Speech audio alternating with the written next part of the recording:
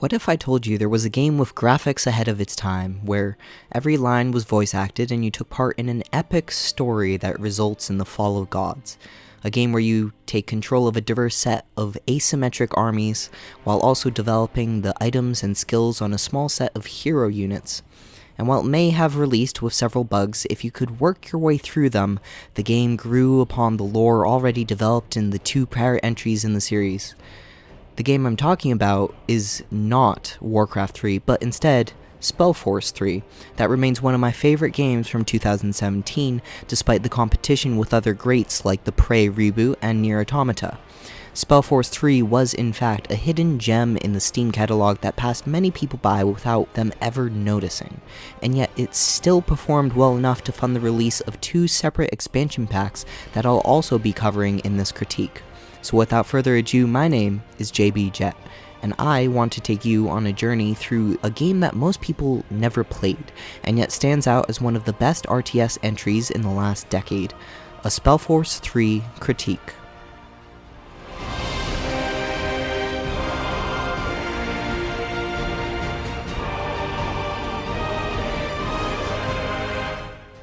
Before I start to dive into the mechanics behind the game, we need to take a quick refresher on where this RTS even came from. Developed by Grimlore Games and published by THQ Nordic, Spellforce 3 is actually the first major title for the new development team based out of Munich, Germany, that was established in 2013. So while they did some offshoot work on the modern ports of a game called Paper Mitchell, the real focus behind the team seems almost entirely devoted to the reinvention of the Spellforce franchise.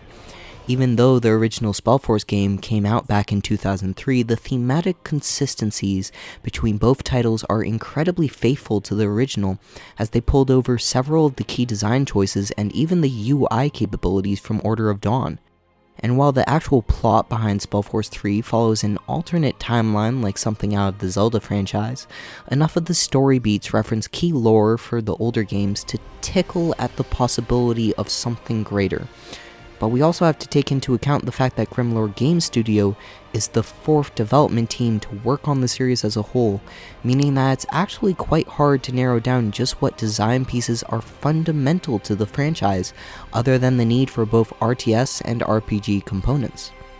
So if you'd like a more in-depth look at everything the prequels had to offer, I've already done a couple of critiques on both Spellforce 1 and 2 for you to look through, but the nice part about Spellforce 3 is that you really don't need any prior experience in order to enjoy this new entry. And from a personal perspective, I feel like Spellforce 3 might actually be one of the best places to start the series for a modern consumer due to the sheer amount of jank you'll have to wade through in order to finish the earlier games.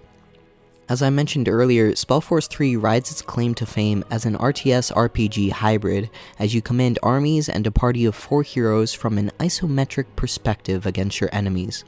If you were to focus solely on the main storyline, you'll be looking at a 25-hour adventure in the original release, and around 15 hours of gameplay in each of the expansions for the game. Although you can easily double those time requirements if you're interested in completing all the side quests or increasing the difficulty. What this really ends up boiling down to in practice is that Spellforce 3 feels like a more complicated version of Warcraft 3, which results in both some good and bad consequences. The good part is, there really haven't been all that many modern games that try to emulate the feelings of progression and grand adventure that were posed in Warcraft 3,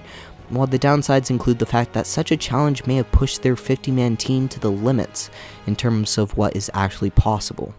The bugs throughout Spellforce 3 are numerous, frequently game-breaking, poorly optimized, and are still present nearly 4 years after the initial release. So I have to bring this up near the beginning of the critique because these problems are the main factor that scares away many new entrants to the series. The game is absolutely beautiful with a solid storyline and mechanical depth, yet the ghosts of bugs not yet dead still haunt the game to this day.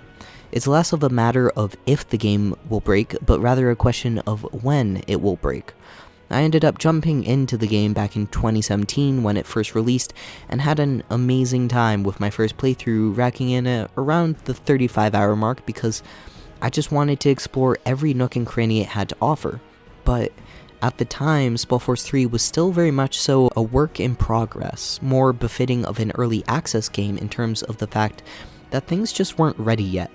The most notorious example of this was the God King quest, where a goblin asks you to deliver a stack of 150 goblin meat in order to complete his quest, which was impossible to do at the time since there wasn't enough goblins to kill in the entire game to actually meet his demands.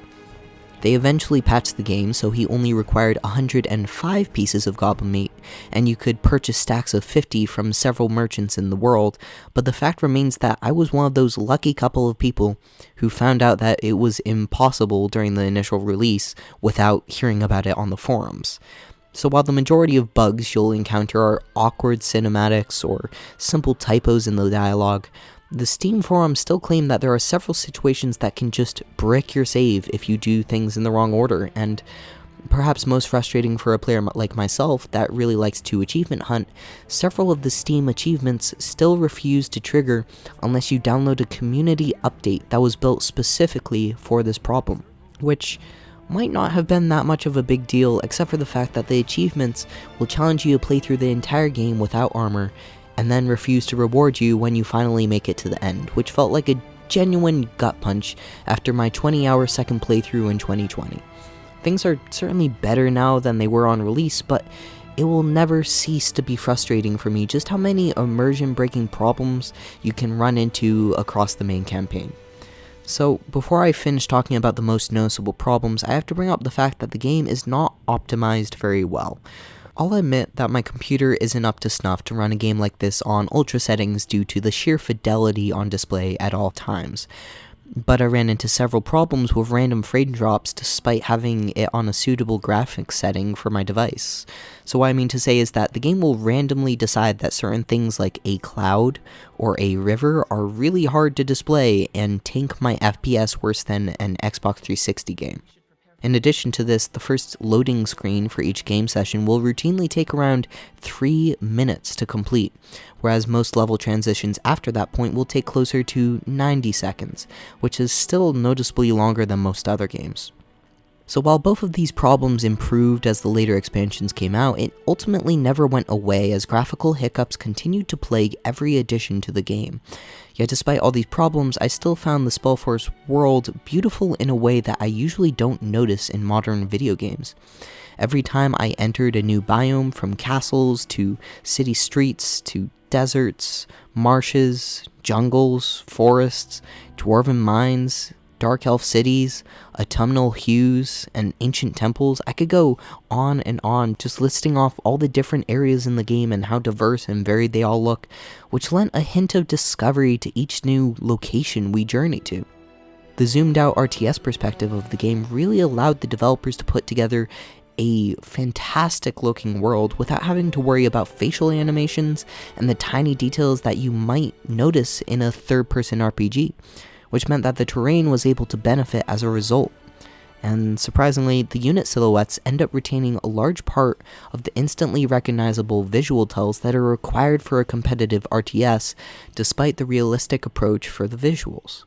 Mages are instantly recognizable by the way their staffs poke out above the army, tankier units take up more space in the game world, and hero units are easy to locate based upon the distinctive look of their health bars. Then the game layers upon this all with different colored bars to represent spells that you can interrupt in yellow, channeled spells in green, bleed out timers on knocked out heroes in red, along with colored status effect icons above the head of every character that shows your buffs in green and debuffs in red so that players can quickly parse through the information on screen and understand what's happening. All these different icons and colors are so subtle that you can easily ignore them on the lower difficulties without consequence, while on the hardest settings, the ability to quickly understand what different debuffs mean can be the difference between life and death. Altogether, I'm mildly impressed with the general UI design for each iteration of the game, as each expansion shows its own pros and cons with a different setup. The default settings for Spellforce 3 revolve around the hero icons in the top left corner of the screen, and up to 3 active spells for each companion that are all mapped to the left side of the keyboard, with Q through Z for your first hero, and R through V for your fourth hero. So this might be a little awkward for players more typically used to the A hotkey for attack moving larger packs of units, but the G key ends up working just as well, and after a quick acclimation period, you'll soon understand why they built the keybinds in this way. In the first expansion named Soul Harvest, they adjusted the UI design to instead put a single hotbar across the top of the screen, with the default hotkeys of F1 through F12 for a more typical RTS experience, but I ended up deciding that their original keybinds of Q through V on hero abilities to be so much better suited for the experience that I ended up remapping the top bar in the expansion. And the only reason this is the preferable way to play is the general focus on RPG elements over the RTS backdrop. The focus of Spellforce 3 is absolutely on your party as compared to any armies you might be able to build to support them. And on most RTS maps, you can absolutely just skip through any difficulty by rushing the enemy base with your heroes. The reason for this is that the RTS components were built with the skirmish mode in mind, as opposed to the character customization that benefits most from gradual increases in power over the course of the campaign. As you leave each map in the 25-hour journey, you don't get to take along any of your RTS units, buildings, or resources from the last scenario, and yet all your characters retain the experience points and items that will eventually turn them into gods among men, capable of destroying entire armies at a glance. So I think it's time to start talking about the actual RPG gameplay that you'll get to experience. Each hero gets access to 2 skill trees from the domains of Black Magic, White Magic, Elemental Magic, Archery, the Melee DPS, and Tanking skill trees, which allow you to become any main fantasy archetype that you could think of. In addition to this, each character has access to a custom 3rd skill tree like Holy Archery, a Battle Mage skill tree, and the ability to shapeshift depending on which heroes you bring along. For instance, your main character gets access to the Leadership skill tree, which allows you to buff the people around you and directly influence aspects of the RTS mode like causing trees to regrow in the area for more resources. Now, similar to the last couple games in the series, this setup still runs into balancing issues where certain abilities are just straight up better than others with only minor downsides. Then it goes on to complicate this fact even more by only allowing you to use up to 3 active skills per character. This restriction on the number of abilities you can use feels like it's more of a consequence of the UI than anything else, like they couldn't find a way to display more than 3 abilities per character and still keep the same ease of use, despite the fact that the series has displayed several ways to solve this problem over the years.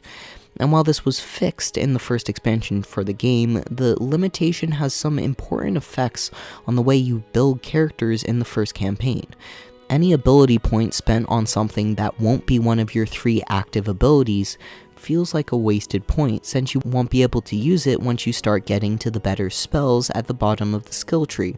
Likewise, some of the buff-oriented spells, like the Empowerment spell for Ice and Fire, basically never got a chance to shine since I always had something else I'd rather put on my 3 slots per character, like the Earthquake spell. Then, once you've actually made it to the more important skills that you're actually interested in using,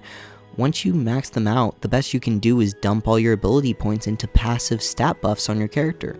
As such, this system results in some really fun early game exploration as you start to test out what abilities are actually good or not, until you find the best ones on offer and pump them up with as many passives as possible, where things start to get boring. The thing is, the vast majority of your damage is actually based on your attribute values, like intelligence, strength, and dexterity. The skill points may allow you to use abilities in the first place, or buff them with a larger AoE and debuffs, but the damage scaling is almost entirely based off of stat distributions. For example, a 10 intelligence mage with a handful of skill points will probably still do more damage with his or her spells than a 1 intelligence mage with dozens of skill points to invest across the trees, which obviously makes these stat points really valuable whenever you receive them.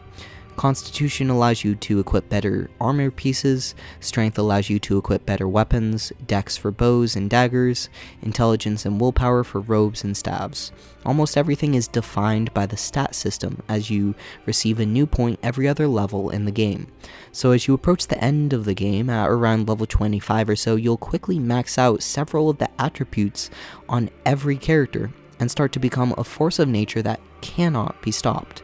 Every RTS mission in the game should get progressively easier as you get more comfortable attack moving your party of 4 into the enemy base to throw around a couple of earthquake spells, summon some of the most dangerous monsters in the game, and heal back to full with a single light magic spell whenever you start to get low.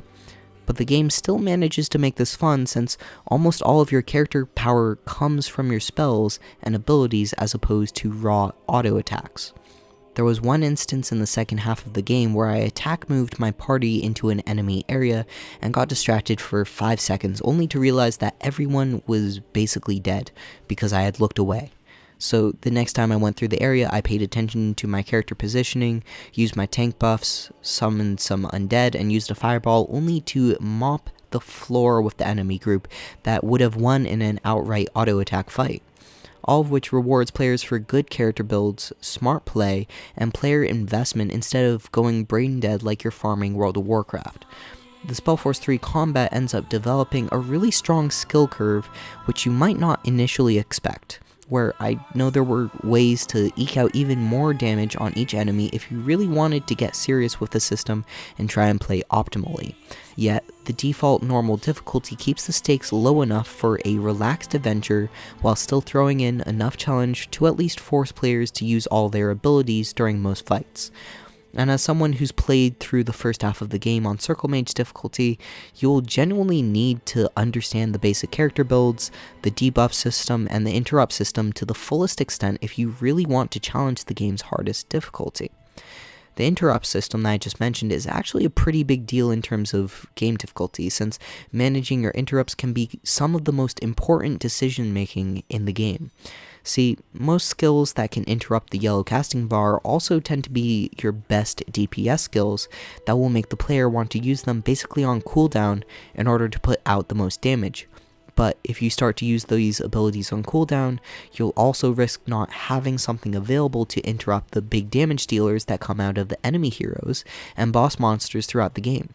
When you factor in the Circle Mage difficulty into all this, the raw stats on enemy characters end up getting competitive enough that their auto attacks can start to look dangerous too, so it ends up becoming a constant conflict between pumping out damage in order to try and finish the fight quicker, or save your interrupts in order to make sure the enemy can't do their big attacks, while also trying to balance all of your own party buffs and debuffs to even things out. So if this sounds like a little too much for you to handle, you won't really have to worry about the majority of it on the lower difficulties, but the sheer amount of pride that I felt after defeating almost every major encounter on Circle Mage difficulty felt rewarding enough that I had to mention it here. If you want to put in the effort to really learn how to play this game, it has enough depth to challenge both your mental and mechanical abilities in a way that really reminds me of the hardest difficulties of the most recent CRPGs.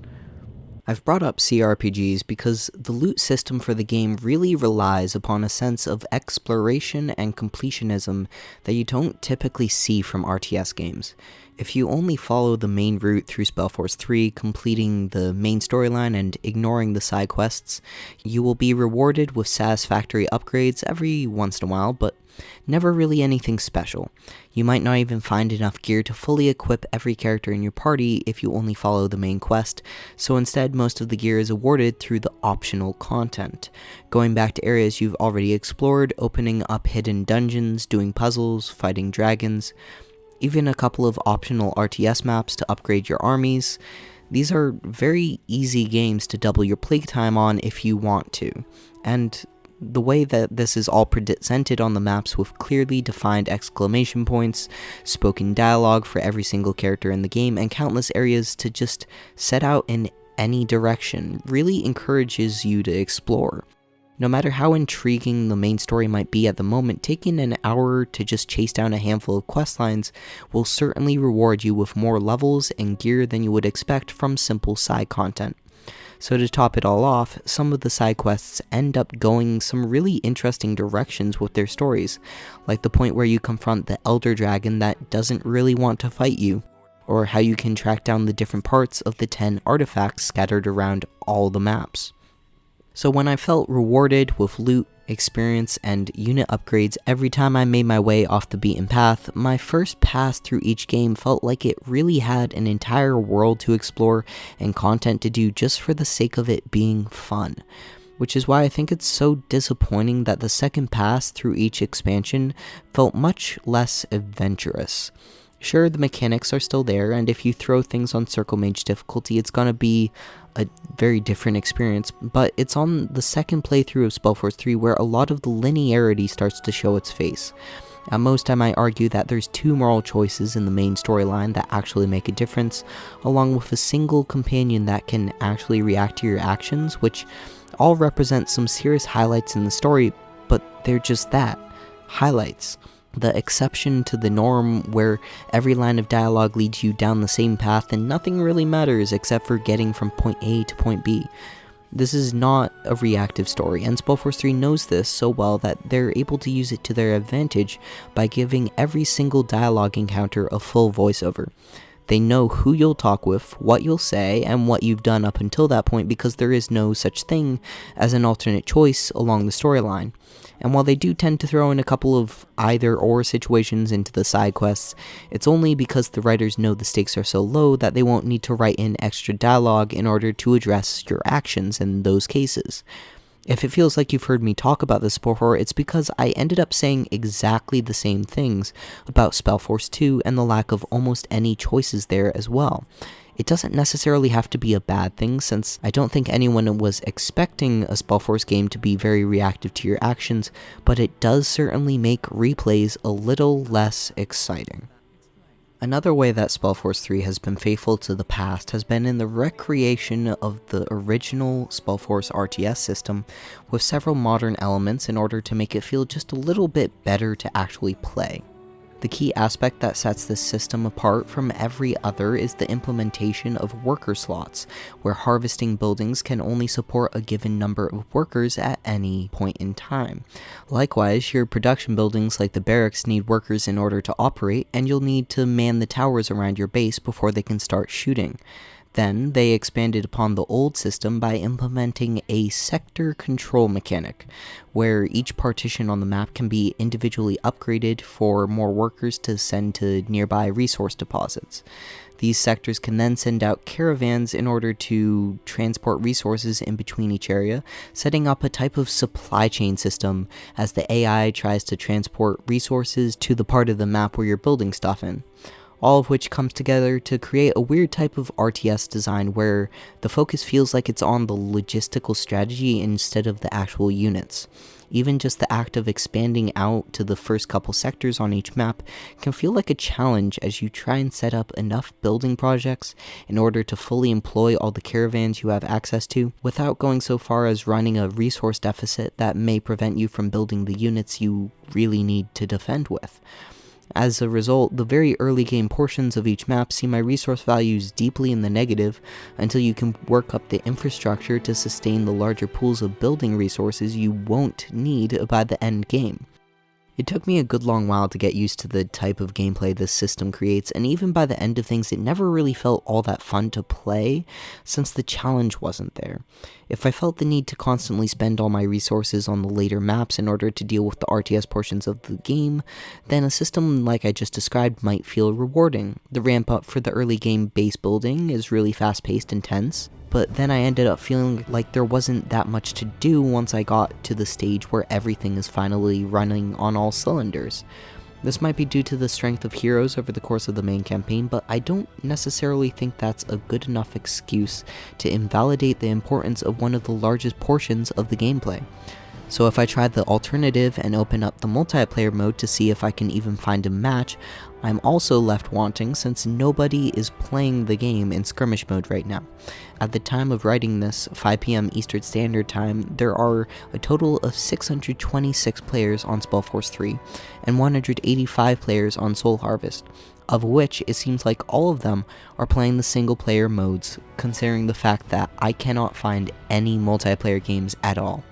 If you thought you might get this game for the multiplayer experience, you're going to be sadly mistaken, as the player count continues to dwindle with each and every year unless you're willing to go searching through the forums for some custom game groups. And to top it all off, 3 years after its initial release, both the original and Soul Harvest both have yet to implement an online ranked mode, so any quick match you might find is more than likely to be wildly imbalanced since there is no such thing as MMR for the game.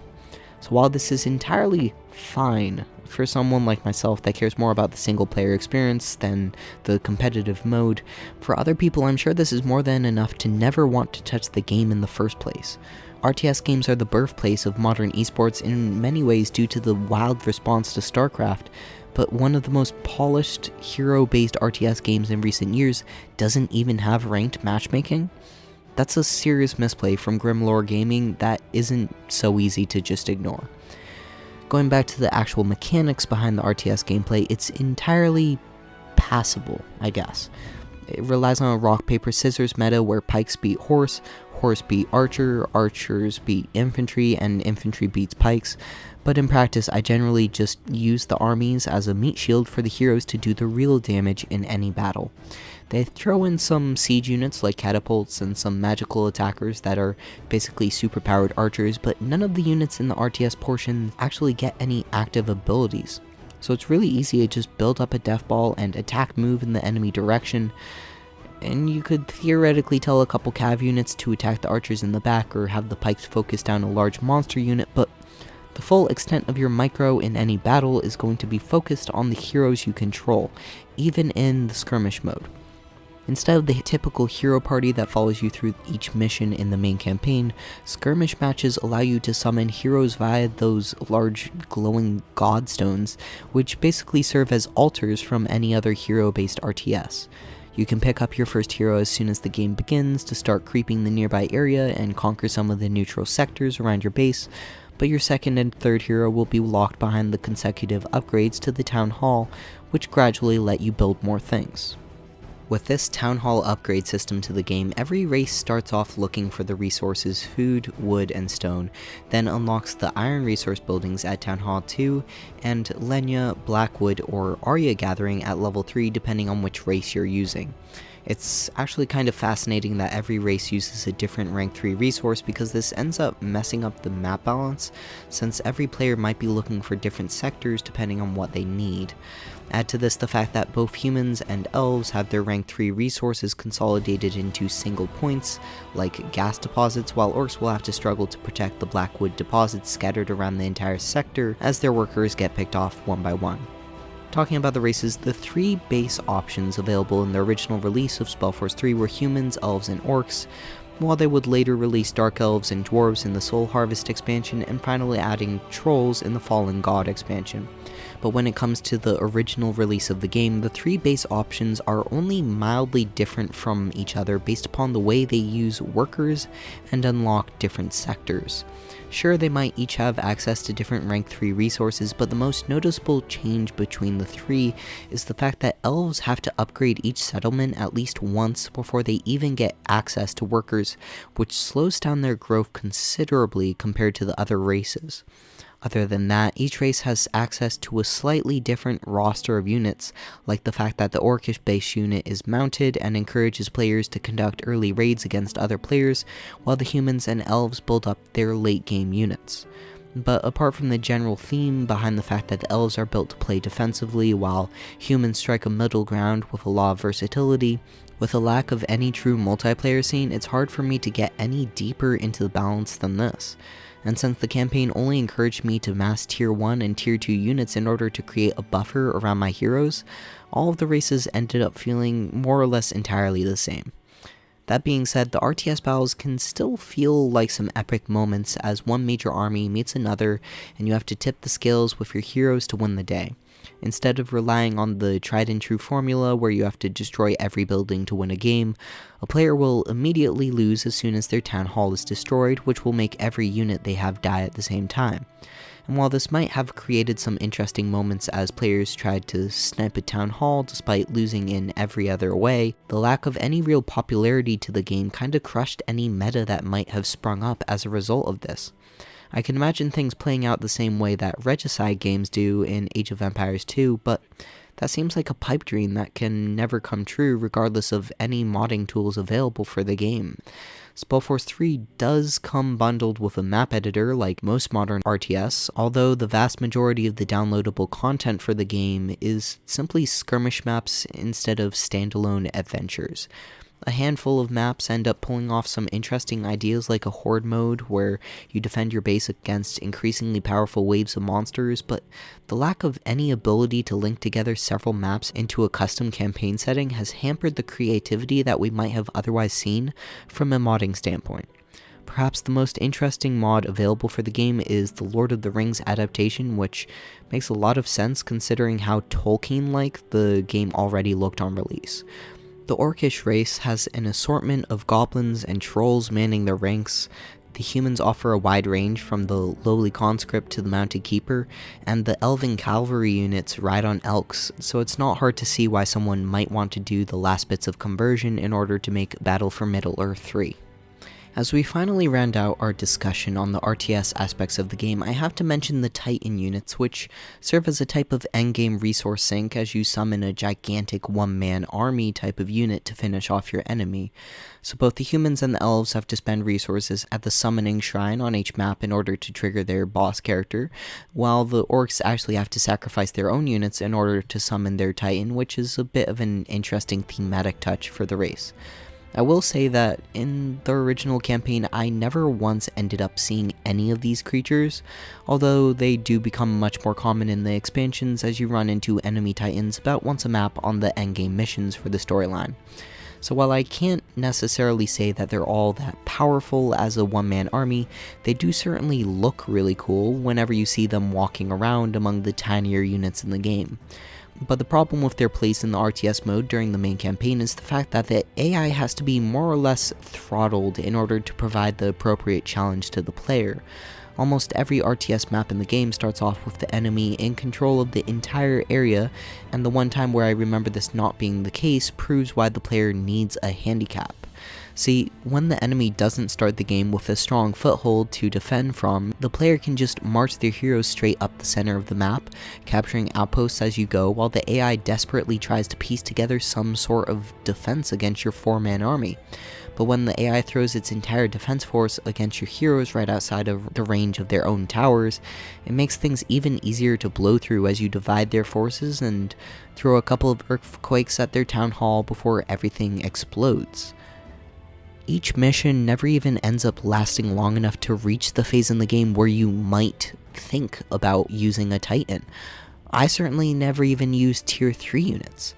And the thing is, Spellforce 3 seems to be aware that this may have been an issue ahead of time, so a fair number of the RTS maps involve alternative mechanics, like a catapult you'll need to use in order to destroy super towers, or a shrine mechanic that you'll need to sacrifice resources to in order to keep a group of civilians safe from a Medusa attack. And while not every map involves these advanced mechanics, enough of them do so that you'll be forced to vary your strategy at least a little bit instead of just rushing the enemy down at every opportunity. Even on normal difficulty, I would typically encounter at least one tense battle every map before I could start routing the enemy forces, while on Circle Mage difficulty, many maps felt like a battle for every new piece of ground I could get. Suffice to say, even though the RTS mode feels like it's not the focus of Spellforce 3, I still ended up really enjoying my time with it since it's not every day that we get to try out a new strategy game like this. However, I do eventually have to start talking about the story behind the game since it does take itself at least a little bit seriously in that regard. Spellforce 3 tries to tell a very ambitious story across the 3 campaigns currently available, covering several world-ending plots over the course of several years of in-game time. And while it does seem to draw inspiration from the games that came before, Spellforce 3 exists in an entirely different timeline of events than the first 2 stories. Veterans of the series may well recognize several of the names that come up over the course of Spellforce 3, but the vast majority of these returning characters were only ever referenced as historical figures from the games that take place several hundred years in the future. Most notably, Rohan, the time-traveling mage that will eventually cause the end of the world and then save it from himself, doesn't quite fit into the paradoxical time loop that he should be trapped in right now, which is an absolute shame. But this does end up making Spellforce 3 a much easier game for newcomers to enter the series, since I won't have to spin you up on all of the time travel shenanigans that ended up happening in the original story. Still, the newest entry ends up picking up the mantle for larger-than-life stories, as your main character will inevitably end up fighting against literal gods several times over. But before we can get to that point, Spellforce 3 introduces us to its story with a prologue sequence set during a mage rebellion against the kingdom of Nortander, 8 years before the main story begins. You take control of General Setenzia Noria as we lead a party of heroes to a rebel base that an informant has given you the location of. With your pre-made tank, melee DPS, healer, and archer characters, the game introduces you to both the RPG and RTS portions of the game with this easy tutorial section of sorts. You build a couple resource buildings, train a couple units, and break your way into the rebel base through the back door before you're forced to descend into the crypts and the first dungeon sequence of the game. You can go off the beaten path and do some side objectives like picking up some better gear in the dark recesses of the dungeon, but you'll soon find yourself at the end of the first mission as General Noria interrupts an execution the mage rebels were holding for the informant. In the exchange, the healer character named Gwen ends up being killed by a fireball, but the nameless informant that they just saved just so happens to be the main character for the game. Your last name is Tahar, and you are the only child of a man named Isamo Tahar, who led the rebellion against the kingdom. The queen ends up sparing your life since you already defected from your father's side, and you spend the next 8 years of your life in the Nortander army, training as a part of the special forces unit called the Wolf Guard. Your father's rebellion was a failure, but the lands around you are still scarred from the magical horrors he unleashed upon the world in his ambition. The common folk have become so wary of mages that a religious cult called the Purity of Light have spread across the nation, encouraging the lobotomy of any mage caught using their powers. That sounds kind of familiar. Anyways, over the course of the last 8 years, Tahar has achieved the rank of corporal and is frequently referred to as a capable troops commander, despite the fact that that's not really how military ranks are supposed to work. But you and your friend named Bernard are called in to talk with Lord Marshal Angar, who wants you to put a stop to a mysterious disease called the bloodburn. The Crown believes that's a virus that must be contained before it hits the capital city and causes mass destruction, so they hand you an antidote potion that may or may not work, and send you off with General Noria to the nearby town of Leonon to assess the situation. Along the way, you can stop by the courts to watch the trial of some random mage named Yuria, or you can step into the sparring ring to face off against another Wolfguard member named Anselm that seems to have a bone to pick with Tahar. Anselm ends up coming along on the excursion to Leonon, where your group of 4 finds the village under elvish control. Despite the fact that Leonon is a human village, the elves will not permit you to enter, as they claim to know your intentions for the town. So we obviously take offense to this and build up an army to destroy the elvish base and free the town. What's cool about this map is that there's actually an alternate solution to the problem, where you build a bridge over the river and enter the village through the back gates that you may have learned about if you talk to a random hermit in the northern forest. Regardless, you take back control of the village from the elves before Noria sends you back out to deal with a counterattack that the elves have sent upon your base, which you deal with handily. After their commander surrenders his forces, you have a chance to speak with him for a bit, where he reveals that they're studying the bloodburn at Leonon. After a bit of discussion, he reveals that his spies think that General Noria is here to purge the village, which prompts Tahar and Bernard into action before it's too late. You run into Anselm first, who seems unsurprised by the orders and eventually decides to take this chance to get his just revenge on Tahar. It turns out that the healer from the prologue was actually Anselm's sister, which he never really forgave you for despite the years. So now that you're on the verge of committing treason in the name of stopping the culling of Strathholm, Anselm forces your hand by attacking you, which results in his death and your imprisonment, since killing a brother in arms doesn't really look good when your father was a magical terrorist. The trial is quick and damning, as the various heads of state more or less refuse to listen to your side of the story, and you end up in a cell next to Yuria of Finamir as you wait for your execution. Before it comes to that, the leader of the Purity cult, named Rondar Locane, enters the dungeon and offers the two of you a chance for redemption in the eyes of the Lord. He's seen a vision of the future and believes that Tahar may be the nation's only hope to stop the bloodburn. So he hands you the key to your cells and tells you to go find a dwarf named Isegrim near the town of Farlarn's Hope. Before he leaves, Locane also gives you a magical rune that seems to attune to the nearby godstones scattered throughout the land and serves as your hero revival mechanic for the rest of the game. What comes next is a quaint little escape sequence as you decide to either fight your way out through the front gates of the dungeon or sneak around the secret tunnels and castle grounds to make your escape. The stealth isn't really much, but it's generous enough to not be frustrating, so that's a definite improvement over the first two games, and you quickly make your way to the eastern side of the kingdom. It turns out that Farlarn's Hope is under attack by a small tribe of orcs that you'll soon vanquish after the town gives you command of its troops. Isegrim is trapped in a cage near the center of the orc encampment, but he'll join your merry band as soon as you let him out of the box and lead you to an ancient door that appears to have been built by a long-lost civilization. Isegrim can't get the password to work, but Tahar seems to have the magic tongue as the ancient vault opens its doors for the first time in 100 years.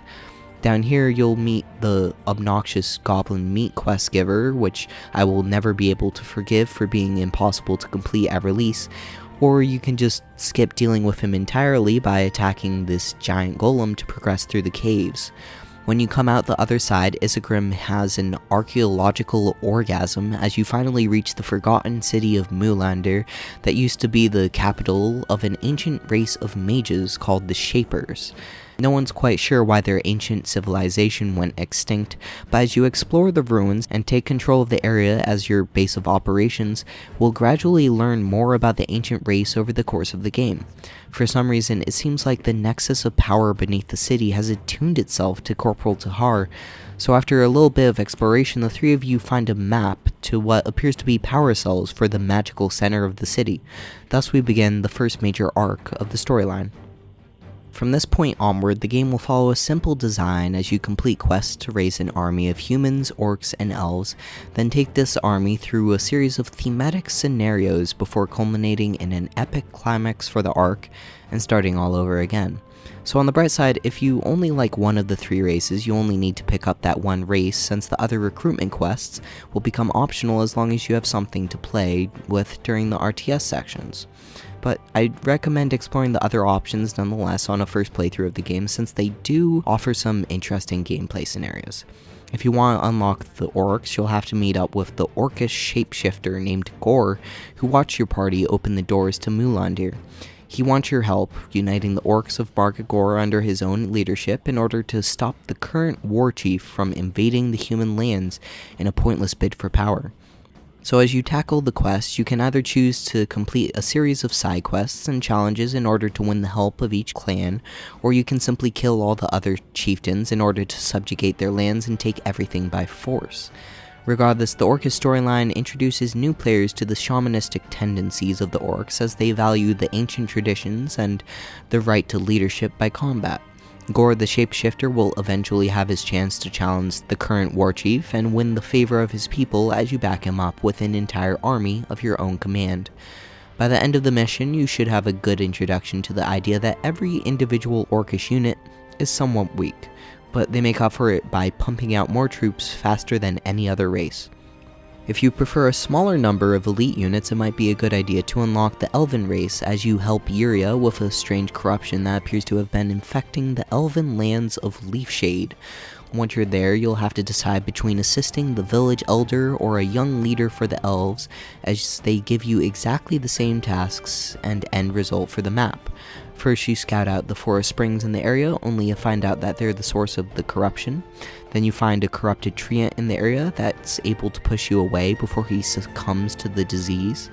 You're given control of the elves in the area, fight off a group of purity fanatics that think the elves are heretics, cleanse the corrupted pools, and kill the treant to save the forest. The only problem with all of this is that the majority of those objectives, like cleansing the pools and breaking through the treant's wall, all require workers to complete tasks and highlight the worst aspects of the elven race. The fact that you have to upgrade each outpost at least once before it will even allow you to assign workers in the area feels terrible compared to the other races, so much so that I have never played as the elves outside of the missions that actually require me to use them, because most maps are over one way or another long before you can grow them into their late game power curve. So as cool as I think it is to look at a band of elves riding their elks into battle, the effort it takes to get to that point is so disproportionate compared to the other races that I could never bring myself to put in the effort. Ironically, the human race takes the most effort to recruit, as you have to complete several maps escorting the groups of refugees across the country, yet I found their gameplay style to be the most consistent among the three races. As we start off on the Trail of Tears, Tahar emerges from the Moulander caves only to find General Noria's forces have invaded Farlarn's Hope. We quickly rescue the scattered remnants of the town guard and escort the civilians out of the area as the village mayor sets a course for the city of Everlight. The refugee train soon finds itself in the Iskander Wilds, where the prologue sequence took place, and you once again set up a base to defeat Noria's forces in the area and continue your escort mission. At this point, I'd recommend that anyone interested in playing the games clear out the entire map before starting the escort section, since the civilians you're supposed to be protecting will run headfirst into packs of giant bugs as soon as they get the chance. But if you can make it through this section, we finally get to see the city of Everlight for the first time. There's something about the city that really impresses me, how video games have grown over the last decade, since the earlier Spellforce games had obviously tried doing this before. Everlight looks natural in a way that most video games just never end up capturing, the way alleyways streak out in every conceivable direction. And while I could theoretically nitpick a couple of models that the city uses over and over in different orientations, the fact that you have to try and find these repeated assets is a testament to the quality of the models. Every street is packed with NPCs, there's random brigands down some of the back alleys, there's a ferry system where you can buy a charter to different parts of the city, they even have a magical college perched upon the island in the middle of the nearby lake. So the capital city of Greyfell that we started the game in is certainly impressive to look at. Everlight takes things further by presenting one of the first medieval towns that really struck me as plausible in its design. To top it all off, the vast majority of content on the city map is entirely optional for the player. The main quest will only ask you to spend around 15 to 20 minutes max in the city over the course of the entire campaign, while you could probably throw a couple hours into exploring the different nooks and crannies around the map, along with the nearby cave system and side quests. So if there's something about the haphazard design of the city that makes you want to pull your hair out, that's fine. You don't have to spend your time here if you don't want to, but for everyone else, your investment into the city is a matter of personal interest instead of mandatory content, which feels really surprising for a piece of map design of this quality. Once you're done fawning over the city streets, Corporal Tahar makes their way into the mayor's office, where the leader of the refugees pulls some strings and enlists the help of a mercenary group called the Wayfarers. Rohan joins your party as one of the prominent leaders for the mercenary group, and although he has some past experience with Tahar from back when you both traveled with your father, things start off pretty rocky between the two of you. I wish I could say that he had a grand companion quest where his story evolves over time and we get to see another side to Rohan as a person, but that doesn't happen.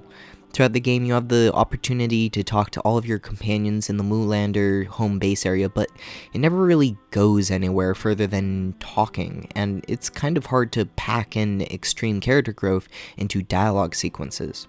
There's a reason why most of the Dragon Age companion quests end up involving combat or travel at some point or another, because the lack of those tools as a catalyst for change makes it really hard to mold a character over time. A story about a monk who meditated until he reached enlightenment is much more boring than a monk who reached enlightenment after his temple was destroyed by bandits, and he was forced to go on a pilgrimage to find a new home.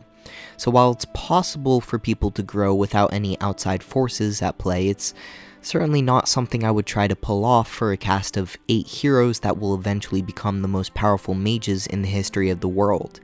You pick up Uram, the demon summoner, in a random cave. You find Iana, the dream assassin, along the side of a road, and Undergast, the creator, is just studying his life away at the Everlight College until Tahar comes along, all of which are incredibly easy to miss if you don't stumble into the right side paths on all of the optional missions. Look, I feel like I'm pretty invested in the series. I went back to play through both Spellforce 1 and 2, despite the fact that the first game is nearly 20 years old by this point, and I've invested 250 hours into the franchise, but even I don't care enough to wade through the boring dialogue sequences that the game pretends are companion quest lines. So even if this happens to be a step up from the original Rune Hero system where your companions never had any free will, an RPG system where it treats the companions just a little bit more seriously might do wonders for Spellforce 3. While the mandatory companions like Yuria, Iskrim, and Rohan will speak up during key cutscenes, the optional pickups like Uram and Undergast basically just stay silent for the rest of the game since the writers needed things to work out in the circumstance that you never find them in the first place. The thing is, other games have already tackled writing problems like this before, so I know that it can be done better than what ends up happening here, but at other times the game surprises me by giving alternate dialogue lines if you bring along a character that's deeply invested in a certain line of events, and as such, I'm kind of torn on the companion system for the game since it only hits its mark about half the time, but when it does find its way, it pulls some twists that I definitely wasn't expecting. Now that we've recruited all the races in the game along with the optional companions up to this point, I can start to really dig into the main quest as we recover the 2 power cells for Moulander. The first one in the southern deserts at Aeonir's Blade, where a group called the Iron Falcons have been guarding the prison of the Fjeldarg since the War of the Six Races. After the Bloodburn hit the area, the group ran into problems when it seemed to wake up a large number of undead, and they had to fall back from their usual fortifications. So now that you've arrived, it appears that a mercenary group in the area called the Deaf Men are also looking for an artifact hidden in the nearby temples, and we'll have the option of either helping the Falcons or these mercenaries in order to fight our way through the undead ranks. This is, in fact, the largest choice of consequence in the entire game, and the only difference it makes is whether you'll get to fight with the base on the left of you or the base to the right of you. A couple of other dialogue lines play out differently as people remark whether you had the chance to fight alongside you later on in the game, but the biggest reward you'll see from making different choices is getting the achievement for it. Once you've made this choice, the rest of the map progresses like normal as you build up your base, defend it from the undead, and set up a catapult to take out several towers before your army can advance. At the end of the map, you'll have to defend the remaining Falcons as they set up one final ritual to reseal the prison entrance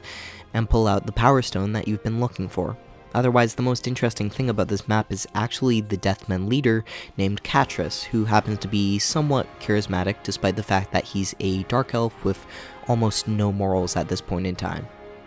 Our next task involves finding a way to a long-forgotten island somewhere in the northern seas, but someone else has already paved the way for your expedition and found the teleporter to this island, so as you pull the old archaeologist out of his daily begging, it turns out that the sound of Tahar's voice is the last key to the puzzle for the locked portal door to a faraway land. Weird how the old Shaper artifacts only ever seem to react to Tahar's voice and no one else's.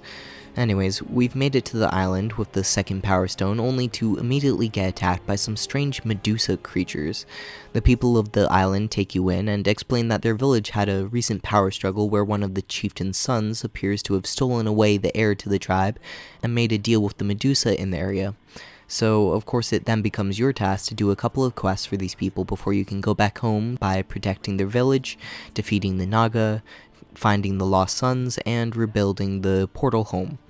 The problem with this only comes when you realize that you're supposed to be doing all of these things at the same time as you try and balance your expansion while taking out the Medusa spawning camps and defending the villagers, which can lead to a really hectic map if you're not quite expecting it ahead of time. But this also leads to an awkward lull in the action once you've taken out the Medusa on the map, where you're left scouring the area for several portal stones to help rebuild the nearby transporter, leaving any workers awkwardly transporting resources around the area as I wait for the project to finish. This wasn't just a one-time issue, as I distinctly remember this awkward slow spot in the game happening on my first playthrough as well, since you'll quickly run out of things to do on the map while you wait for several transmutation charges to build up during the portal process. Apparently this gave the old archaeologist enough time to settle in with the natives, and now that we've opened a way back home, he isn't too interested in coming with us to go back to begging on the street. Talking about the natives, when you catch up with the brothers, you're presented with an awkward decision as they both ask you to basically put the other out of their misery. The younger brother named Shar claims that the heir to the tribe is actually a hateful masochist that held his head in the fire when they went on a hunting mission. Meanwhile, the other brother claims that Shar has been hearing voices that don't exist his whole life and only harbors resentment towards Duel because he's better in every way except for magic. Depending on what dialogue choices you make, you might have to convince Shar to let Duel go, or be forced into a fight between the two of them if you end up leading the conversation in the wrong direction. Either way, the choice doesn't really matter, since the mother will end up giving you the Power Stone for your troubles, even if you can't bring back either of her children. If you sided with Shar during your conversation, he can actually show up during the last RTS map in the game as a random NPC to help you out. But it's like I said, choice does technically exist in the game, but it doesn't really end up doing anything meaningful with those choices.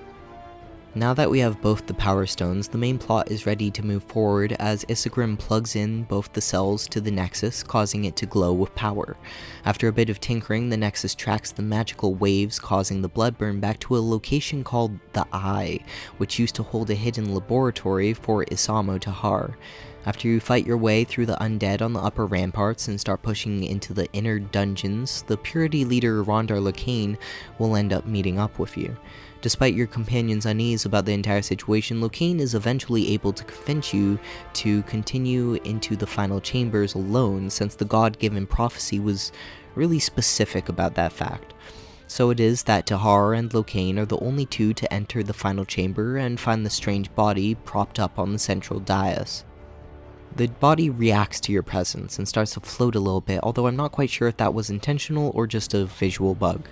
Either way, the body starts talking with you telepathically, telling the story of the long-lost Shapers that once ruled the world. Tahar found her body before the rebellion and tried several times to use her essence as a link to the Archfire and the source of magic in the world, but he was never able to succeed.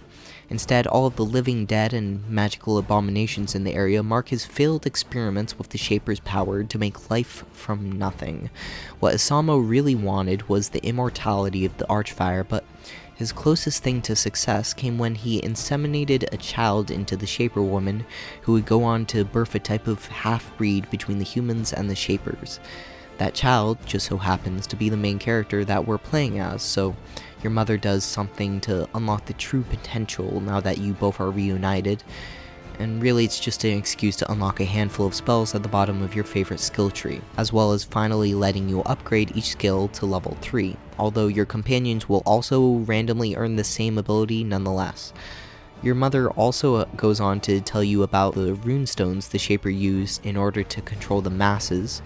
although a handful of elite eventually fell sway to the corruption of power and destroyed their society from within as a civil war swept the nation. So as you eventually explain to the Shaper the fact that you only found her due to the bloodburn that's been ravaging the lands, she seems to break down crying and relents that that wasn't her intentions at all, and she simply wanted to call out to her lost child so that you could find your way back to her. Now, this moment might have been impactful if I wasn't talking to the immobilized body of a 1,000-year-old alien that resembles a corpse more than she does a living being. So the entire sentiment behind the moment kind of got lost in the awkwardness of the situation. But before we drown in all the dialogue, Locane steps in to do a double cross that most players could have seen coming. But the part that you probably weren't expecting is the fact that Locane uses an amulet to suck up all of your alien mommy's magic now that she's vulnerable in your presence, essentially allowing him to do the one thing that Isamo was never able to succeed at. You enter combat with the man and wipe the floor with his frail body until he eventually uses a small fraction of the power stored in the Shaper amulet to push you away and pull the laboratory down over your head. When you finally come to, we're back in Moulander after it seems like your companions were able to rescue you from the inner chambers. Although it did take a couple weeks in a coma to fully recuperate, in the meantime, a civil war has broken out across the country as the Purity cult called in all their allies at once to shake the foundations of the world and call their God of Light into this reality. As Tahar finally wakes up, it turns out that the High Marshal Angar that first put us on the mission to end the Blight has allied himself with your party in order to help the only fighting force capable of really putting a stop to the Purity now that they've torn apart the country from within. Moulander is under attack, introducing all the new players for the war as we meet Angar's sister, who appears to be mind-controlled, the zealot named Lilith, who is leading the military branch of the Purity called the Bane. A strange group of masked priests appear to have the ability to imitate the body of anyone they choose, and we just so happen to get a chance to meet up with Catrice of the Deathman now that Locane has bought them off for his cause. It would be a fantastic setup for the second half of the story arc if it weren't for the fact that they take away half of your companions in order to hold the lines and defend Moulander while you go around meeting all the new villains. I hated the split party sections in Dragon Age Origins, and I certainly hate them here just as much, since I was more or less forced to use several heroes that I just wasn't interested in any way. Sure, Uram and Iana happen to be really important characters lore-wise, but when I suddenly have to catch them up to speed with all the low-quality equipment I happen to have left in my inventory, after putzing around with 12 levels worth of skill and attribute points, it just isn't a fun thing to deal with the characters that you know you won't ever end up using again. I ended up throwing the two of them into a corner so they wouldn't die by mistake, and somehow Tahar and Rohan were able to take on the defense of Moulander almost single-handedly due to the sheer strength of the Raise Dead spell once you get it to rank 3. So if it weren't due to the forced split party nature of the map, I probably would have held the siege of Moulander close to my heart as one of the highlights of the game, but this sadly just wasn't meant to be. Now that things have settled down, it's time to take the offensive as this arc ends up taking the same general structure from the first half of the game. You have the option to go to all the 3 races and do a side mission to win their trust, or you can just stick with the tier 1 and tier 2 units that work as meat shields while you rush down the last couple maps in the campaign. Suffice to say, I did those optional faction quests on my first playthrough just to see what they had to offer in terms of the final upgrades for each race as well as the tier 3 buildings, and it was so lackluster I decided to ignore them on my second playthrough with no consequence of note. Instead, we'll be traveling back to several of the maps that we've already been to in order to take the fight to the enemy. First off, we'll have to go to the Iskander Wilds, where Fortress Vastel lies on the southern edge of House Utran. As we enter the map, the objectives give you a sort of choice where you can either build up your base in peace while the enemy scouts haven't found you yet, or go on the offensive as soon as the map begins with a starting army larger than anything you'll be able to build up within another 30 minutes of gameplay. So in the spirit of the mission, I took the starting army and beeline my way through the fortress, causing House Ultran to give us their full attention.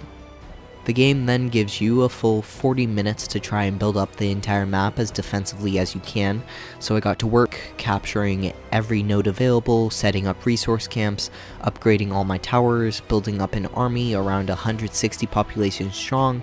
even going so far as to build defenses next to nearly every outpost in the game until the 40 minutes goes by.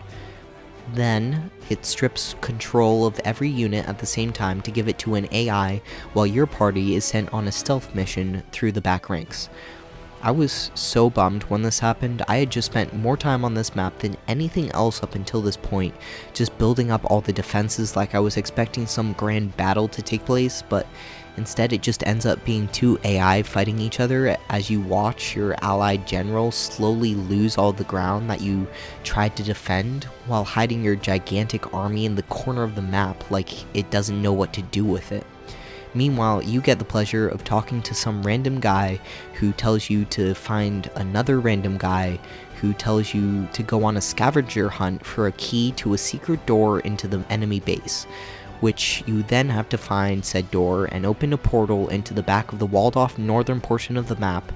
You fight through 2 packs of enemies as you chase down the mind-controlled Lady Myra Otran and put a stop to the AI fighting in the south.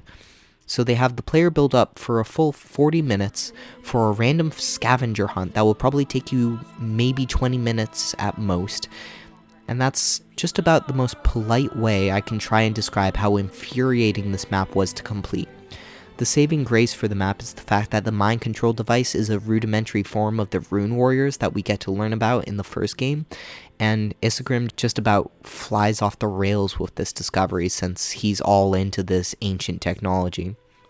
High Marshal Angar wants the rune to be destroyed, while Isegrim wants to try and study it since it might just be your best chance to keep the peace once everything else here is said and done. So if you got to this point without putting much effort into Isegrim's storyline, he will outright betray the player by trying to defend the rune and the secret it holds within. So on my first playthrough, he certainly wasn't happy about giving up the rune, but he did so begrudgingly, which is why the betrayal and desertion of the dwarf under these circumstances was such a surprise to me on the second time through. It's not every day that you get to see a companion disagree with you to the point that they end up leaving your party, and given the lack of any focus on companion storylines up until this point,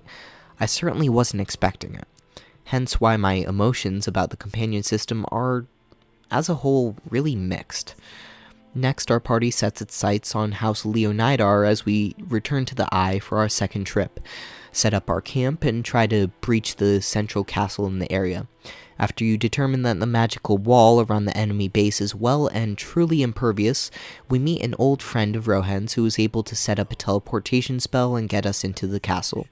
We pay off a merchant to smuggle the teleportation device through their defenses, and then you quickly pick apart their defenses from within until you come face to face with Lady Leonidar.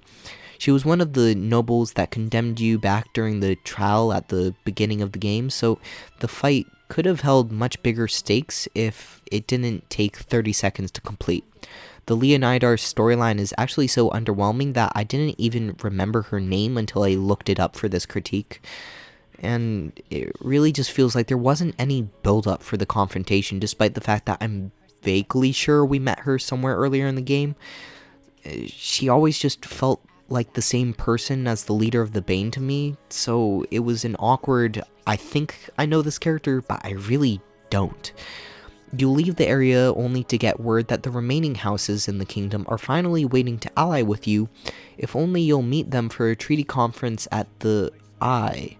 The same map that you probably just completed. Whatever. At least they changed up the map a little bit by putting your base in a different corner of the map and adding a couple of doodads to spice things up, but the reliance on repeat map performances was starting to grate on me. I can only imagine how much worse this might have been if I had gone off to complete all of the optional army quests for the 3 races that also reused the same maps that we had been on in the first half of the game. So the developers tried to spice things up on this final trip to the Eye and let you play politics as you do side quests to either ally with the Halites or the Wolfgar family. The Halites will ally with you if you marry Lady Ultrin to their lord, making them the most powerful family in the entire kingdom, while House Wolfgar will only ally to you if you choose to poison Lord Halite for his betrayal several years ago.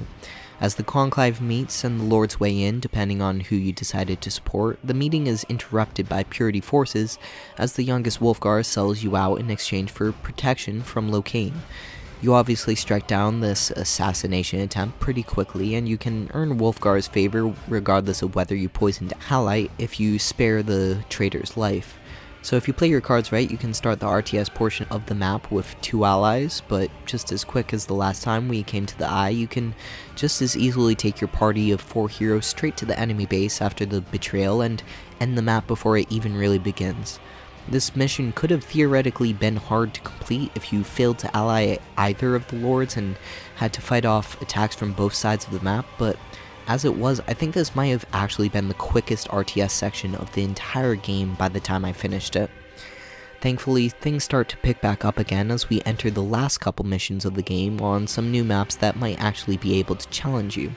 With the newfound support from House Wolfgar and Halite, our next task is to take out a magical foundry that's been pumping out a strange type of iron machine powered by magical energy. As you enter the area, an escaped prisoner gives you a better understanding of the situation by explaining how mages from around the kingdom have been confined here in order to slowly weaken their souls and transfer their powers into the elite Iron Men under purity control. The descriptions about it taking the siphon power of 5 mages for each contraption is harrowing for your party given the fact that all of you have some type of magical aptitude, but for veterans of the series this may feel like more of a ham-fisted attempt to bring up your nostalgia. The first 2 games always described the power of the blades as something so awesome and dangerous that it was enough to defeat even the greatest armies of hell that Urim would later summon at the full height of his power. Yet here it feels like any ragtag group of bandits could come along and trash the walking automatons in Spellforce 3. Maybe they're just prototypes for the later powers gained by the Circle in much the same way as the runes function in Spellforce 3, but it still feels like a bit of a letdown when the blades in this game are little more than tanky punching bags. Regardless, I should be happy that we finally get to play on a new map again, and they even throw in an extra mechanic where you can call in reinforcements without a build time using a resource deposit near your home base. This encourages the player to build up an army of cavalry as you rush across the southern edge of the map, crushing your way through the Purity forces and eventually dismantling their home base. Things get a little bit sketchy during the beginning of the map since you're technically fighting off 2 enemy bases at the same time, with the bandits to the east, but once you get over that initial hurdle and get a strong foundation to call in those reinforcements, the rest of the map ends up flowing along really nicely. Once you're standing in front of the gates to the Magic Forge, the escaped prisoner you found at the beginning of the map finds the discarded body of his brother and decides to take revenge on his captors by blowing up the hidden base from within. I might have been kind of let down that we don't get to make blades of our own in this version of Spellforce, but given the fact that we're supposed to be representing the good guys in this game, it kinda makes sense that they're not into human sacrifice at this point in time. With the Nortander houses united under one banner and the source of the Iron Men destroyed, your army starts its final assault to Castle Greykeep across the final battlefield called the Golden Road. Surprisingly, I found this map to be pretty relaxing up until the point that you make the final assault, since the AI just kinda lets you eat up as much territory as you want without sending any counterattacks on your base, so the first half of the mission was entirely focused on clearing out the neutral creeps and slowly building up your army over time until things reach their tipping point. As soon as you interrupt a ritual being held in the middle of the map, the shields in between both halves of the map that I didn't even know were there in the first place go down, and from that point onward you'll have to push your army through what feels like a never-ending flow of Purity forces and fully upgraded towers. It feels like an epic final battle as my army slowly dwindled away while my heroes worked their way through the health bar on the final town hall. Like an epic moment of triumph even on normal difficulty and a fitting end to the RTS portion of the game. Likewise, the next map, as you finally make your way back to Greyfell, feels like a fitting end to the RPG side of the game, as you work your way through the city streets and defeat the remaining Purity commanders. Now that Locane feels like he's backed into a corner, his final plan of action is to buy time and bring his god into our reality earlier than planned. The forces of Purity believe that mages are beings of sin and wish to purge them from the land before bringing in their god, but now that they're running out of time, they're bringing him in early, so the final level consists of Tahar running around the map tracking down 3 boss characters as you fight Katris, the mercenary leader, Lilith, the leader of the Bane, and the masked priests that can impersonate others. So hopefully you still have some pent-up resentment to these villains due to the Siege of Moulander, because that's the vast majority of the exposition that we have on any of these characters. After you've defeated each boss battle, you'll then have to pick up the fragments of a key to open the final door into Locane's chambers by putting on a set of 2 rings and an amulet. Maybe it's petty of me to be annoyed by the fact that I had to go into my inventory for 20 seconds to find these accessories and put them on the main character, but I was annoyed because this could have been just a simple check if said items are in the player's inventory type of trigger. So you put on these pretty average accessories and walk through the door right into the final boss battle of the game, where you're met by Bartrand for one last discussion. Throughout the game, we've been catching up with him on a handful of maps since Lokane was able to indoctrinate our old friend and then use him as his right-hand man. As such, Bertrand is the last call to pathos and emotion in the game as he tries to convince you that Lokane is doing the right thing for the world, that the God of Light is a true being of greatness, and that we're about to see the second coming of Aeonir, the ancient god who first created this alternate universe. So what if it cost the life of every mage on the continent, as well as the imprisonment of our mother? The Purity believes so fanatically in what they're doing because their god is in fact both real and capable of coming into the world of EO with the right summoning. So after the last mage world that was led by your father, can you really blame them for using mages as a scapegoat? Can you blame the vast majority of the land for worshipping a god that promises to make all men equal in the eyes of his godhood, as he siphons out the power of any mages remaining in the world? It's all at once a great and terrible argument for a fantasy world that you've probably heard a couple of times before. The cult of iron that worships an old god that promised them he would take all the magic from the world, ending the existence of 100 tiny wonders and mysteries in the world, but also giving man ownership over his own destiny. But no matter how the player personally might feel about the situation, you never really have the chance to make decisions as the main character. One would argue this is because Spellforce 3 is actually a prequel to the later entries, so they needed to have some narrative consistency between the games, but the tiny problems like that could have been explained away by narrative tools like inaccurate histories and the passage of time. Instead, it seems much more likely that the writers created a one-track storyline since it was easier. After all, despite the graphics and scope of a new age RTS RPG hybrid, the team over at Grimlore Games is still relatively small despite just releasing their second expansion for the game. So, by streamlining the main character into a personality that exists outside of the player's control, it evidently made things much easier to work through since the writers were able to put the storyline in whatever direction they thought was best. You do inevitably get a little bit of a chance to influence whether your Tahar is curious or straight to the point, but even these last minute decisions with Bertrand at the end of the game never really end up changing anything other than allowing you to pass without killing your old friend if you meet the right dialogue prompts. I think that perhaps I'm hard on games as far as moral choices go, and my opinions whether these options have any real effects, but in Spellforce 3, the illusion of choice doesn't even hold up to the lightest bit of scrutiny. Both Path A and Path B will lead you to the same end results, with such thorough foreshadowing on how both paths will play out that it often felt as though I had seen all the options on even just a single playthrough. Now, I'm getting distracted by the semantics, but the truth of the matter is, the game writing flows like they really think something grand is going on by the end of the game. After all, once you confront Lokane, he resorts to using the power of the Shaper-imbued amulet to call his god into the world, except that it just so happens to be a demon instead of a god. This matter gets a lot more complicated in the expansion, but as far as Spellforce 3 is concerned, Lokane was tricked by a being of evil that needed the power of Archfire to open a hole into our world and devour every living thing. So as we close out the final fight in the game, our main character is literally fighting a god, or at least a being so ambitious and powerful that it was able to impersonate a creature that first created this reality. If only this god of light was actually powerful enough to put up a decent fight against Corporal Tahar, despite the fact that General Angar gets one-shot by the cinematic as you enter the battle. Instead, your remaining party of 3 kinda just poke at the thing's health pool until you've killed it 3 times and watched it cast reincarnation by using the amulet that holds your mother's soul in it.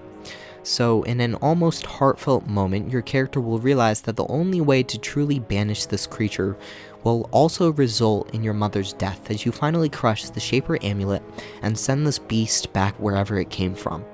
Once again, a decently epic moment on your first playthrough as Tahar deals with the fact that they'll never be able to spend time with their mother, never learn about the past society that once ruled the land, but then the game just kind of ends. You banish this monster, the scene fades to black, a 60-second long cutscene plays where Yuria talks with you about the founding of the Circle of Mages,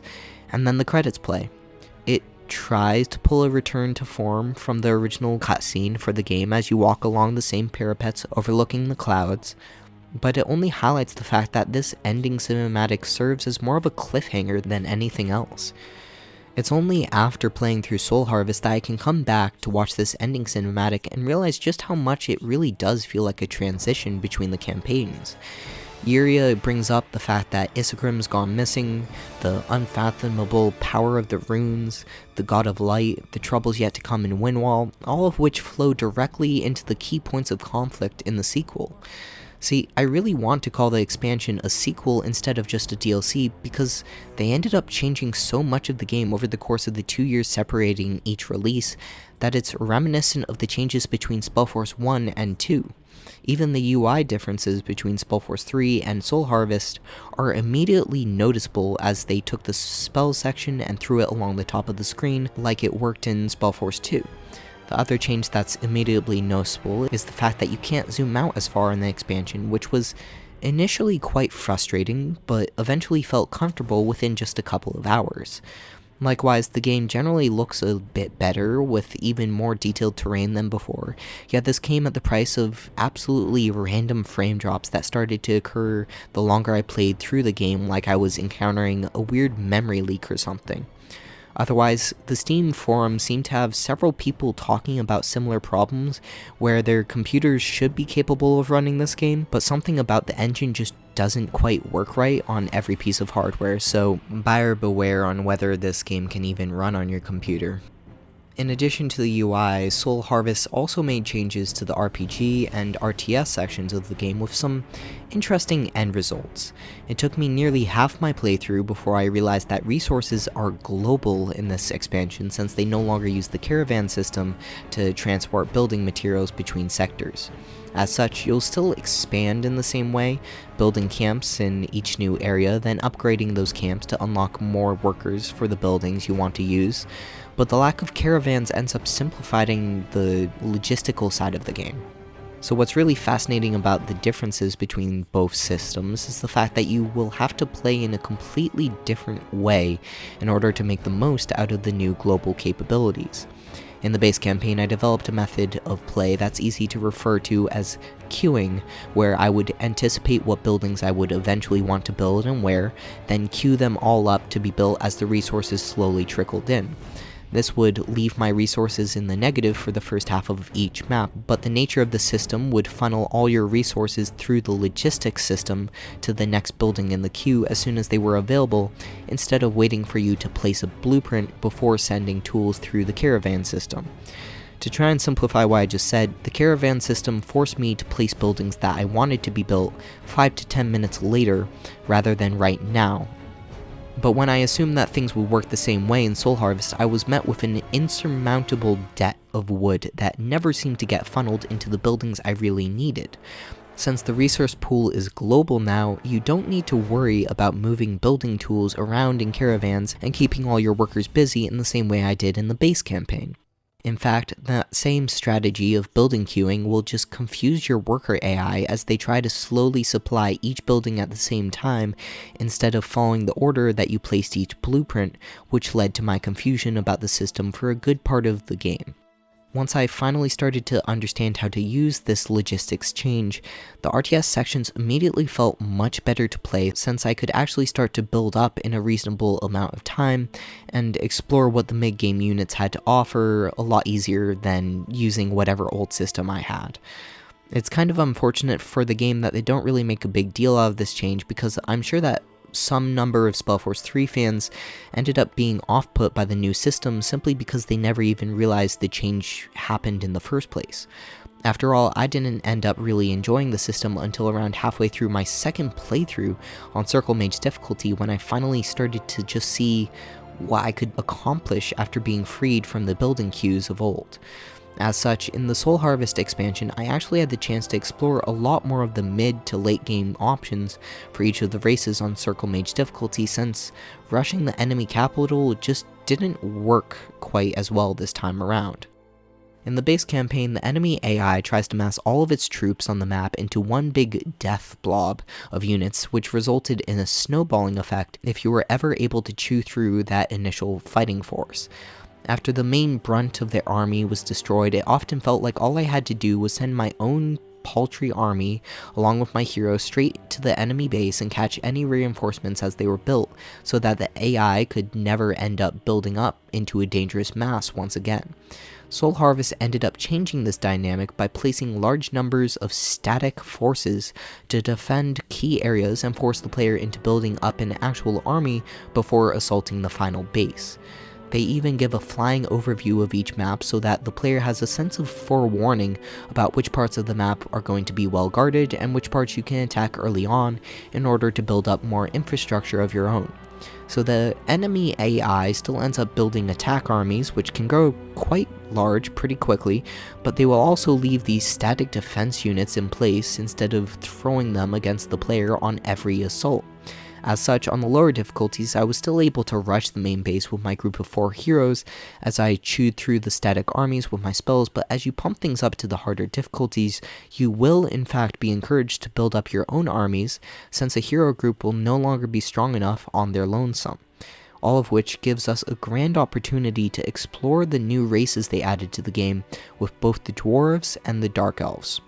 I would like to be able to say that the dwarves and the dark elves play differently, that the stout folk are better at defense and the dark elves benefit most from an aggressive playstyle, which is what the game actually tells you when you're first introduced to each race, but I actually found that this is the opposite of the truth. The dwarves do benefit from stronger static defenses, with base encampments that can actually hold their own against small attacking forces,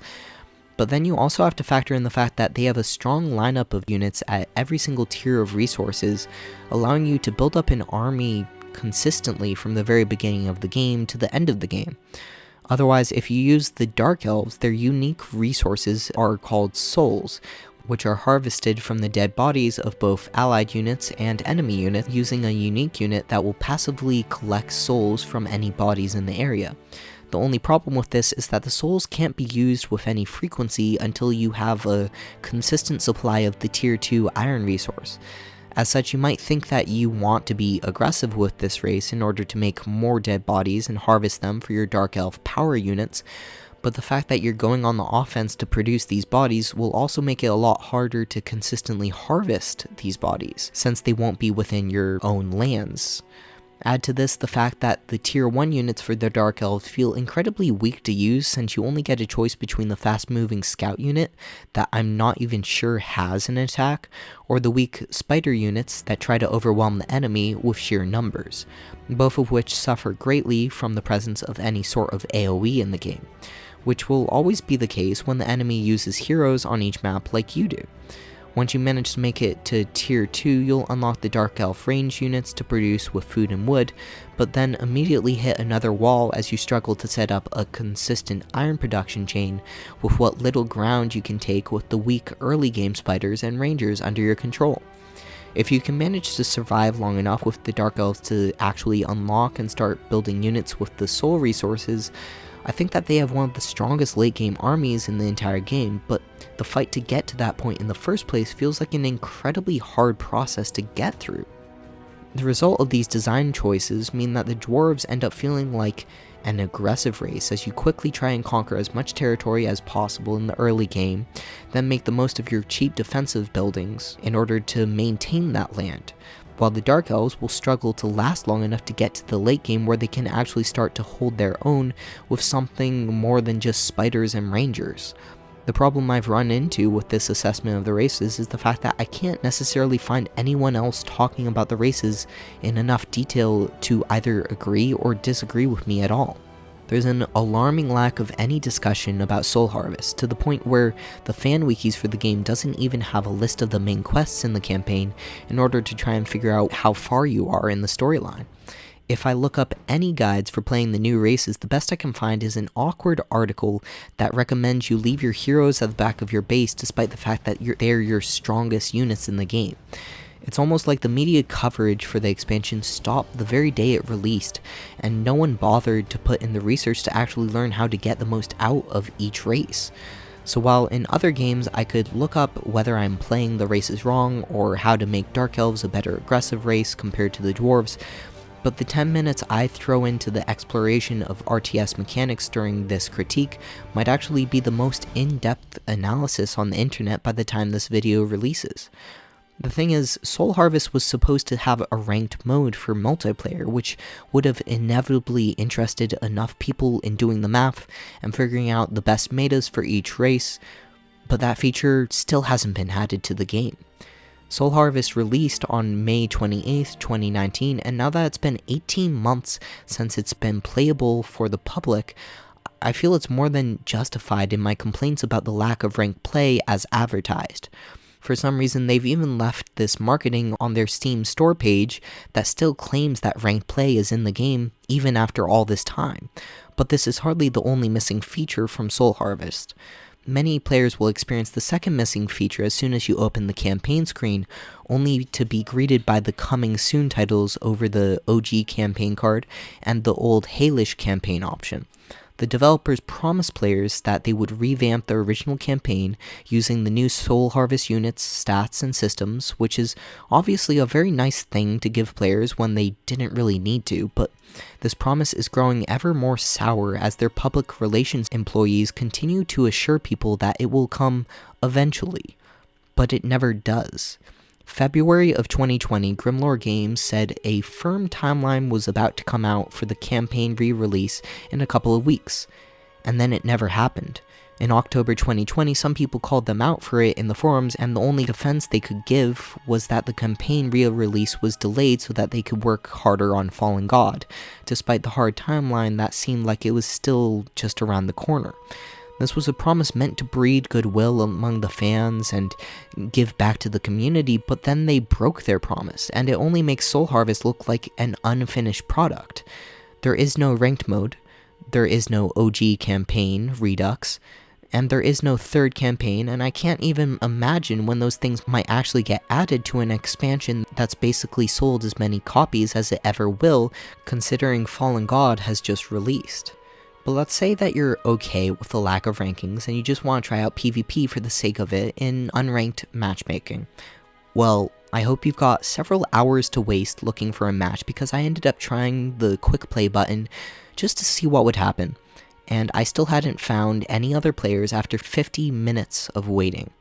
Likewise, there isn't a single lobby publicly visible that I've ever been able to find, and even the act of setting up your online account for the service is confusing enough that it probably took me around 30 minutes of trying different things to even log in the first time. Yes, Spellforce has always been known for its single-player campaigns instead of its multiplayer, but I feel like that was a fact of the single-player being so good in comparison to the online features, not due to the fact that the online features don't even really work. So however much I enjoy the RTS portion of the game, which I genuinely do like, there's not even the opportunity for me to explore the multiplayer options in the game since they haven't really been built yet, nearly 2 years after it was first released.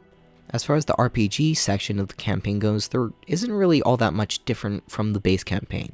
Instead of the custom skill tree on each character, you get access to a hybrid skill depending on the 2 primary magic types that you have access to on each companion. For example, a companion with the Necromancy and Demonology skill trees will be able to summon flesh golems by sacrificing their own life force, or how Druid Necromancer builds can unleash a special plague debuff on enemies for extra raw damage.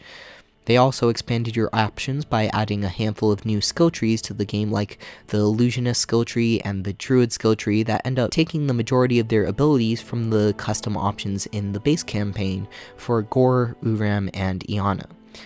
In addition to the new UI improvements for all the skill trees, it's really easy to feel like they're a completely different system as opposed to the vast majority of the skills that are exactly the same as the base game.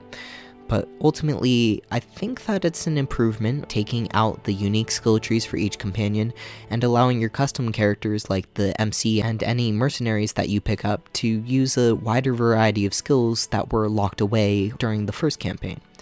Talking about mercenaries, you're allowed to fully customize up to 2 companions at any one time, so that 3/4 of your party is completely custom built if you feel like it's really necessary for some crazy synergies you want to test out. But it's thankfully more than possible to beat the game with the standard companions without min-maxing anything.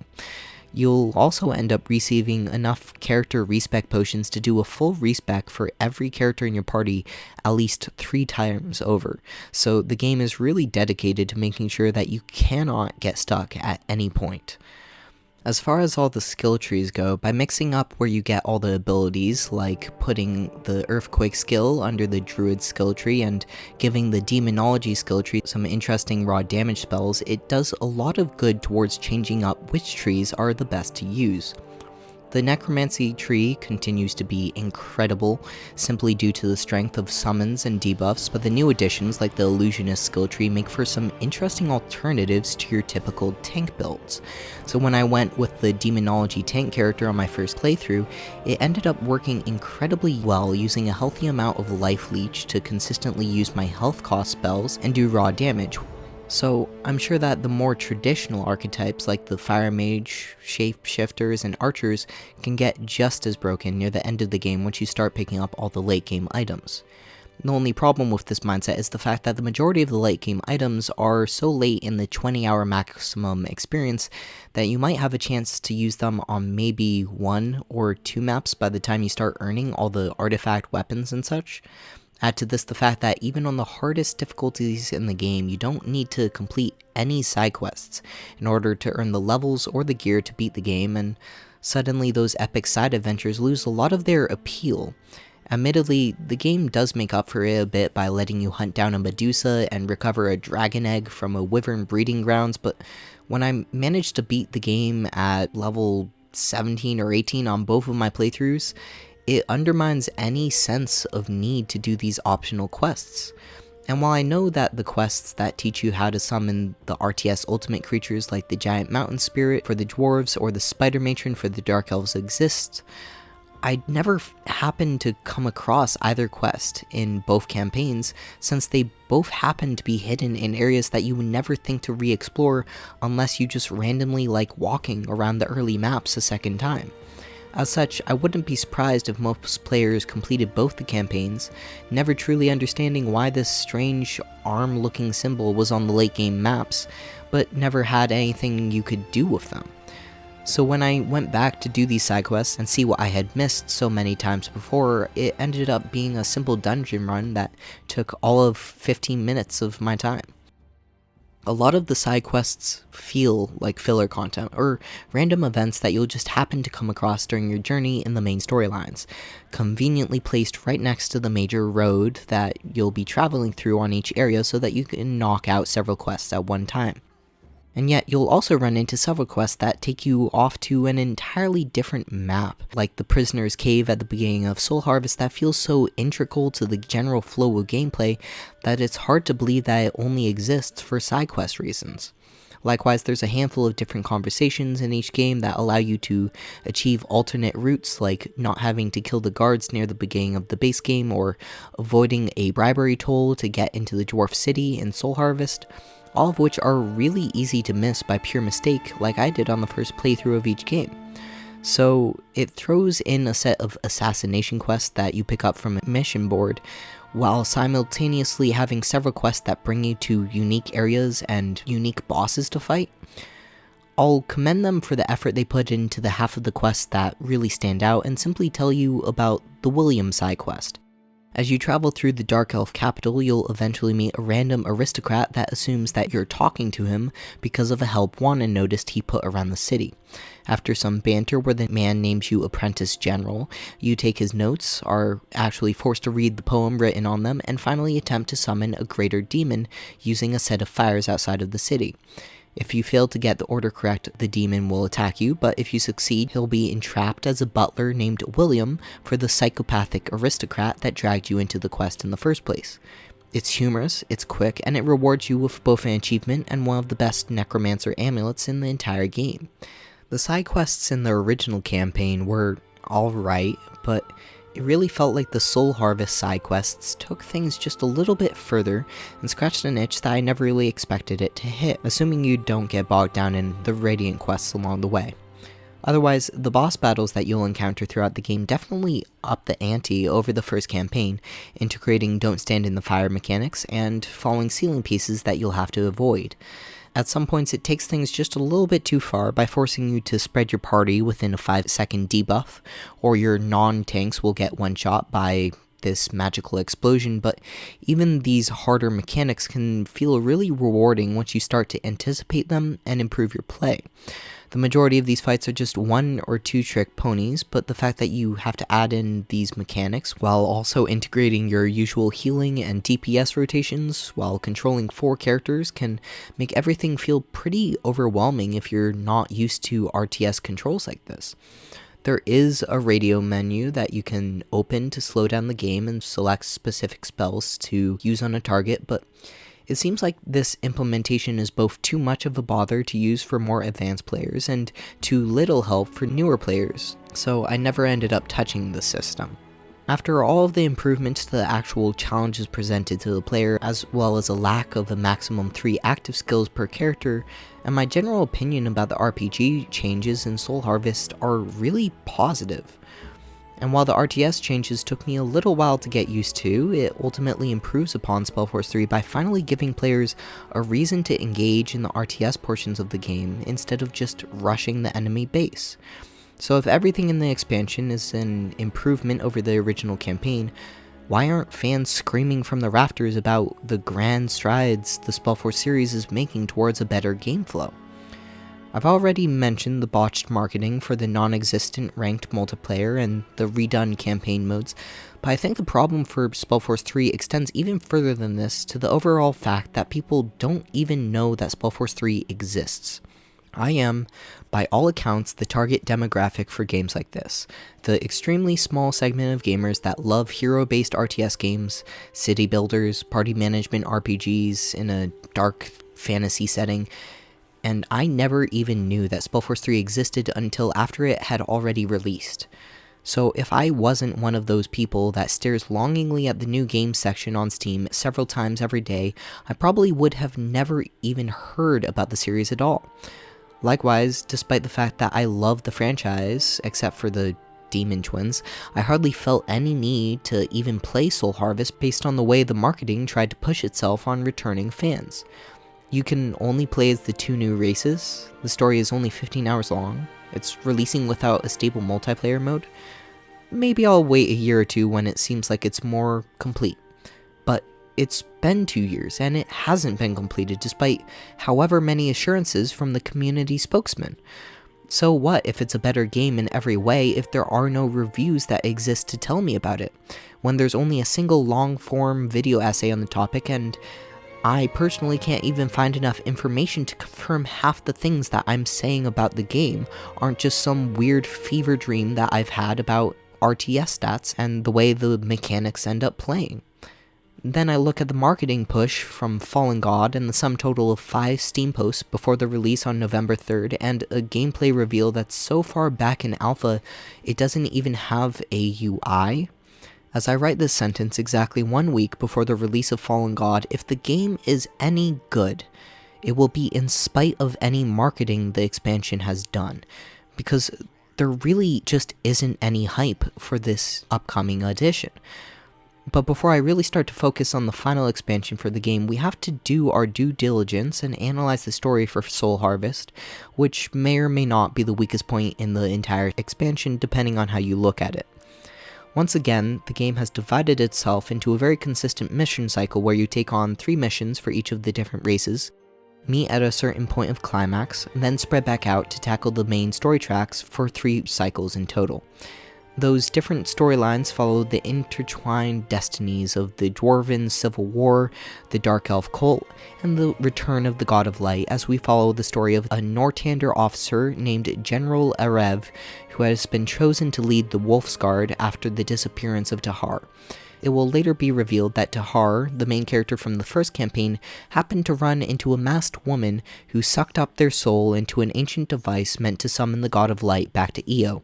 And that entire side plot is so unimportant to the rest of the story that I can just throw it in here with no consequence or context, because Soul Harvest never expands upon this enough to make it more than a footnote along the bottom of the page. Yes, I'm frustrated. The half-shaper, half-human demigod of a character that was able to banish the equivalent of a god is just vacuumed up all Ghostbusters style, and it all happens to go down off-screen to boot. Yes, they needed to kill off Tahar eventually for lore reasons, but this is definitely not the right way to accomplish the task. Instead, we'll get to explore the life of General Arev, who conveniently happens to be an amnesiac until the last 15 minutes of the game. Tropes aside, your main character tries to tackle a theme throughout the campaign, whether people should be given a second chance and forgiven for their sins. Tahar also tried to tackle the question of whether a child can ever outlive the crimes of their forefathers, but the Arev storyline ends up really focusing on the context of your past failures a lot more than Tahar ever does. Suffice to say, if you decide to dive into all the optional dialogue trees with your companions, it takes things into a very philosophical thought process in terms of everyone's ideas about the meaning of forgiveness, and then it expands upon this even more with the somewhat lackluster end sequence.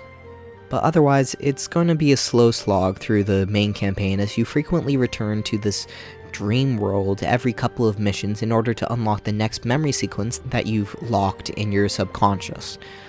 During your last command in the lands of Imperia, everyone other than yourself ends up dying in a freak orc raid, which no one can really explain due to your lack of memory. So as we join Arev along your return to the Queen, your caravan gets waylaid by dwarves looking for some missing moon silver.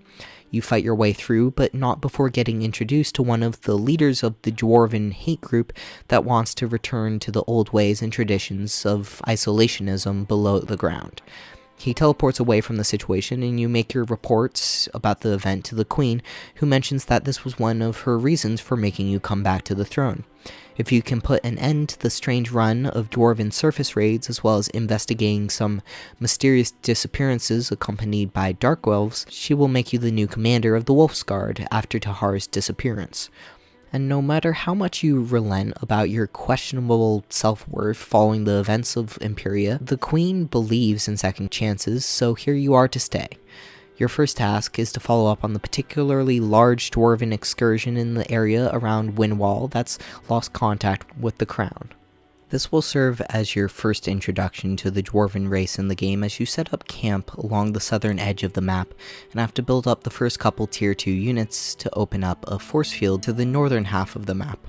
This introduces the idea that several of the RTS units have an alternate mode or active ability that you can use to enhance their options, like the Earthshaper that can create a protective shield around themselves, although this comes at the cost of not being able to attack.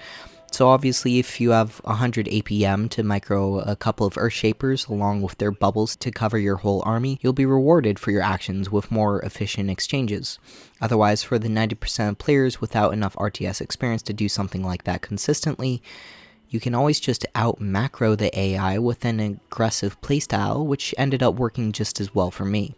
The rest of the map is mostly just there to introduce you to the apparent racism the dwarves have developed towards the surface races like the humans, and their intent to take back the glory of the ancestors, which comes in the form of moon silver that just so happens to be under human control at this point. Supposedly this rare mineral is basically some type of holy resource for the dwarves that they are attempting to make a giant statue out of to commemorate their new empire. At some point halfway through the story, this plot thread will just fizzle out as unimportant, but it's a good enough excuse to start up hostilities between the races. You'll end the battle by defeating the same boss that you fought in the introduction with some upgraded skills on both sides, then freeing the humans that were hiding from the dwarven assault. Your main consultant on the second mission involving the Dark Elf cult comes from a new companion named Wraith, who's been tracking their movements due to his skill in soul magic. Essentially, he can look at all the souls in the world just like we look at the stars in the sky, and for some reason, large swaths of people have been disappearing from the tapestry all at once, like they've just been plucked out of existence by some strange power. Hence the name Soul Harvest. So now it's your turn to get a thorough introduction to the Dark Elven race as you meet the masked woman, explore the new Mushroom Cave biome, and dislodge the cultists in the area with your army. What's funny about the whole situation is the fact that the map summary at the beginning of the RTS portion tells players that you might want to use flying units, since several of the paths through the map are kind of thin to walk across. Yet on both playthroughs, I don't remember a single fight taking place on these thinner walkways. Instead, battles always seem to focus around the headquarters node on each sector, since that's the only true way to take or lose territory in the game. Regardless, the flying units exist and even do some decent damage if you're willing to dump the resources you need into them. But the pathfinding problems I ended up running into when you massed them was enough to make me not bother with flying units unless they were absolutely necessary. But this map will probably be over long before you even get close to the resource flow necessary to really start making lots of flying units, and we're on our way back to the Queen for another debrief.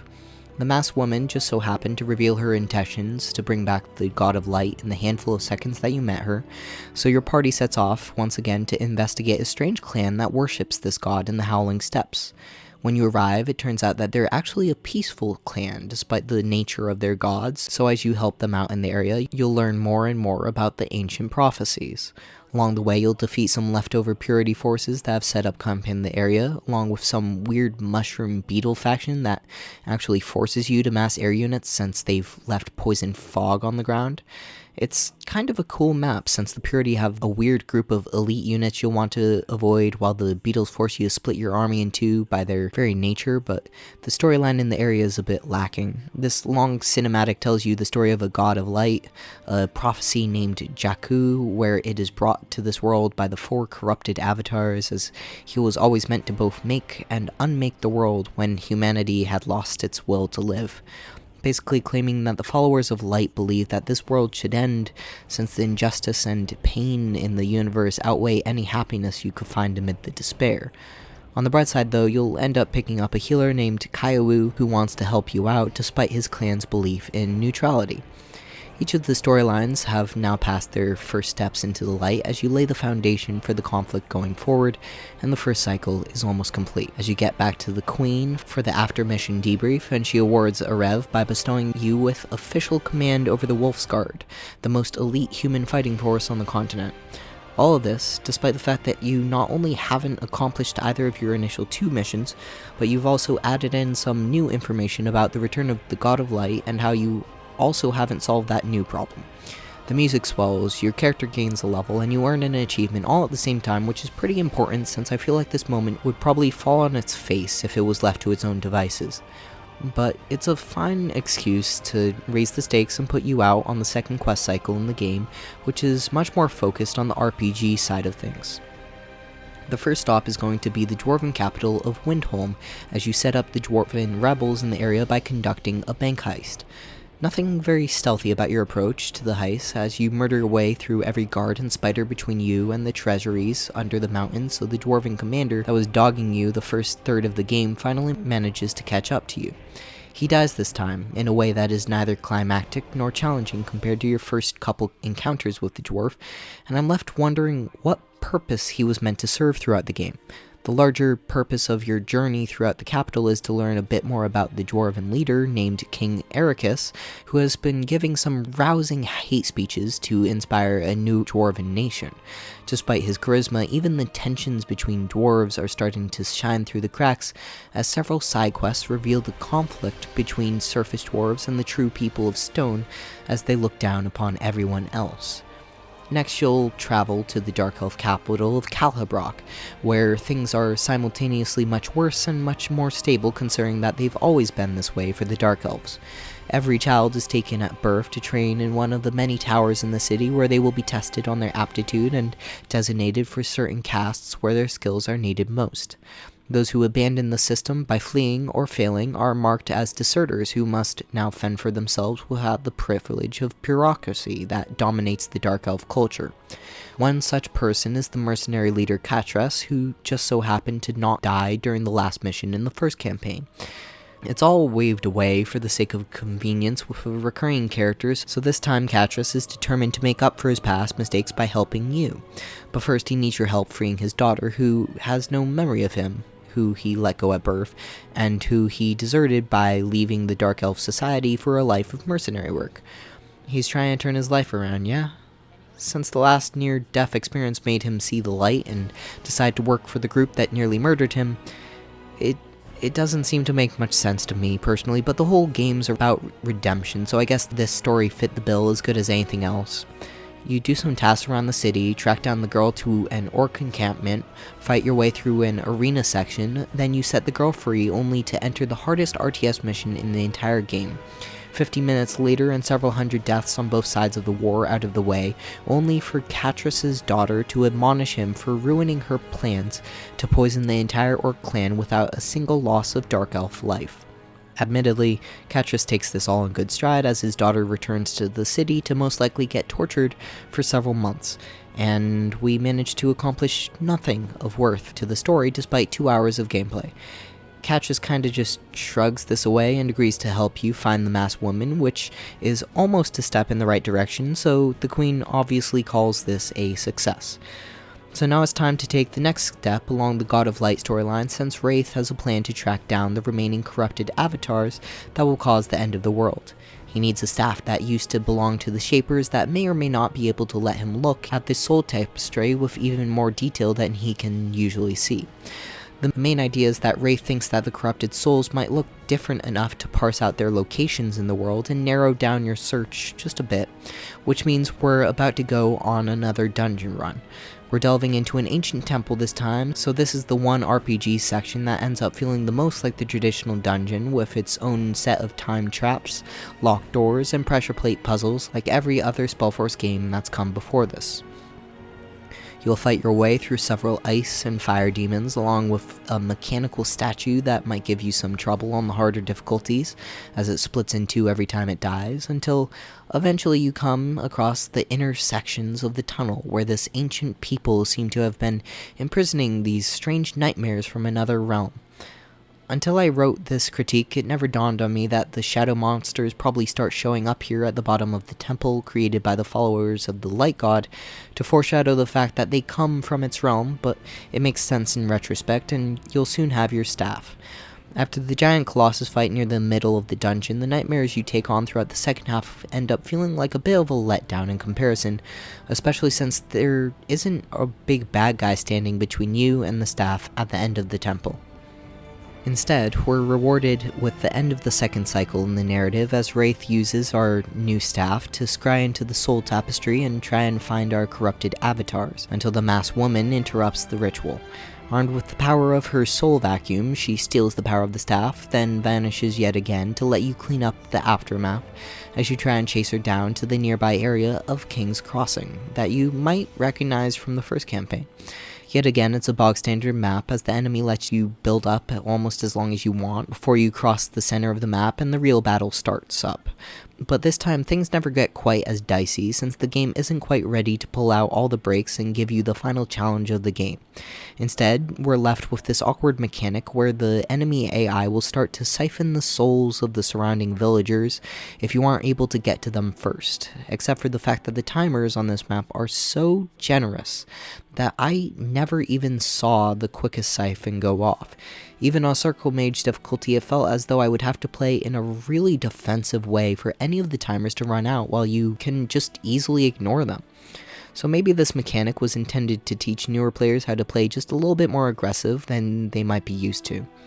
Either way, the Dark Elf base explodes, you get to fight the masked woman once again, who cackles in your face until the Queen arrives to shatter some sort of stasis field that was able to trap several of the future gods of this world depending on which companions you brought along. Then the masked woman teleports away for the third time. Do I sound irreverent enough about the story in these games? It's moments like this where a no-name character gets random superpowers and Deus Ex Machinamas their way out of problems only to fade back into the background like they haven't just displayed a sense of power that you don't see anywhere else in the game. So yes, it's hard for me to give a serious summary of the Spellforce 3 campaigns because I think they struggled to take themselves seriously just as much. There was no reason for this scene to exist, just like there was no reason for the entire sequence saving Catrice's daughter, no reason to set up a dwarf nemesis character that dies halfway through the story, and no reason to kill off Tahar in an off-camera scenario, all of which accomplish nothing towards the main plotline other than padding out the game time for an expansion that might last 20 hours if you're being generous. Padding can obviously be done right, since the Witcher series has such massive acclaim, but the distractions we end up falling into along the Soul Harvest campaign are definitely not the answer for a tight story, since it all feels so pointless in retrospect. And that's just the thing, the story doesn't make all that much sense up until this point, and it only gets marginally better from here on. But that was never the driving factor for my experience with the expansion. Mechanics make or break this game in a way that the original campaign was able to smooth over with a relatively decent storyline. I was playing Soul Harvest because it was fun to see what was waiting for me around each corner, and the simple gameplay loop of making things die was even strong enough to bring me back for a second playthrough. The story? Meh. It got me from point A to point B, and that's all that matters when I'm commanding armies and fighting dragons.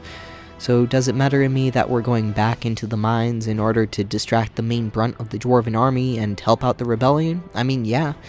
that kinda sounds epic in the back of my mind, but when I get down to controlling an army of several hundred dwarves, micromanaging my party of heroes, and trying to keep up production back at home base, I'm more concerned with keeping the pain train rolling than I am about the context behind these actions. And I personally find that type of experience to be fun in spite of any narrative consequence to the action. It's as though the intensity of the gameplay might actually be a hindrance to the storyline, while I focus every ounce I have into just making my way through each and every fight. The small narrative problems that seem so pressing in summary wash away like waves upon the shore while I'm stuck in the zen of combat for hours at a time. When I wake up, we're standing in front of the Dwarven King who repeats everything you say to him in his own voice, and you finally realize that the king was under the command of a runestone the entire time. The rebel leader falls upon your sword as the bloodlust of his newfound power makes him just a little bit too big for his own breeches, and now you've got to find the rune master down in the caves below the palace. Instead of a villain, we find Isegrim, kneeling over the grave of his dead husband.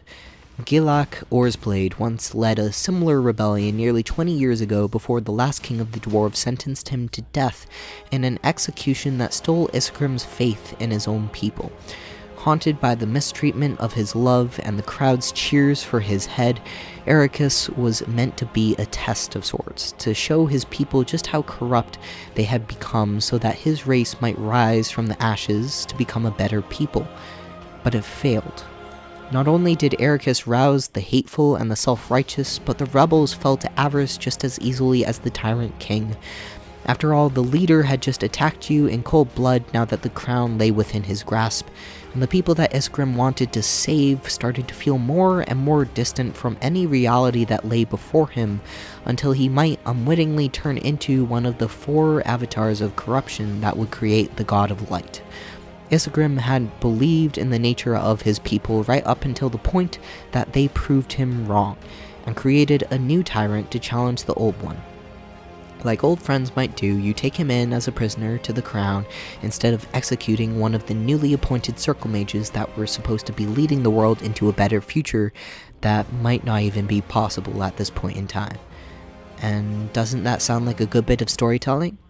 Because when you come across it in game, it will probably just sound like Isegrim is whining like a child that doesn't really know what it wants. He sets up a tyrant in order to prove that his people can surmount the past. His speech borders between narcissism and insanity as he tries to bend his own truths out of an outright terrible situation. So I think my first explanation of what goes down is what the writers were really going for, and every once in a while I can see these slivers, like there's actually a good story poking out from the darkness. But I think the vast majority of anything great in the storyline is the places your imagination can drag you into with all the plot holes they left behind. I can't stay here any longer because things are about to spiral down even harder. Though, through a contrived series of events that don't even matter, you kill a man that happens to be one of the corrupted avatars and blames you for the loss of your forces in Imperia. Now, it absolutely doesn't matter since he's a strangely quiet villain as far as villains go, and he goes straight from calling you a liar and a traitor to trying to slit your throat, along with one of the most uneventful boss battles in the game. Soon after, both the heroes and the cultists of light arrive at the summoning temple at the same time, hidden right next to the light-worshipping clan that you met Kyowu at during the beginning of the game. You join forces with one of your party members that you assign as a general for some allied soldiers in the area before pushing your way through one of the toughest RTS sections in the entire game. It mostly seems so difficult since your own ally seems next to worthless while the enemy team end up taking turns throwing some really impressive armies down your throat until you manage to whittle them down. Once again, Spellforce shows its mechanical strength with an incredible final battle that will really challenge the player no matter which difficulty you choose to play on, simply due to the sheer number of things that need to be done in a more or less 2v1 battle. Then, as you enter the temple, things immediately step off with the final battle against the masked woman. It's significantly easier this time due to the lack of any splitting debuffs, although it develops its own take on difficulty with a multi-phase boss fight as you gradually wear her down. From here on out, the fights keep to a pretty consistent difficulty level as many of the later combat sections begin to focus on the thematic importance of things instead of mechanics as we wind down the game.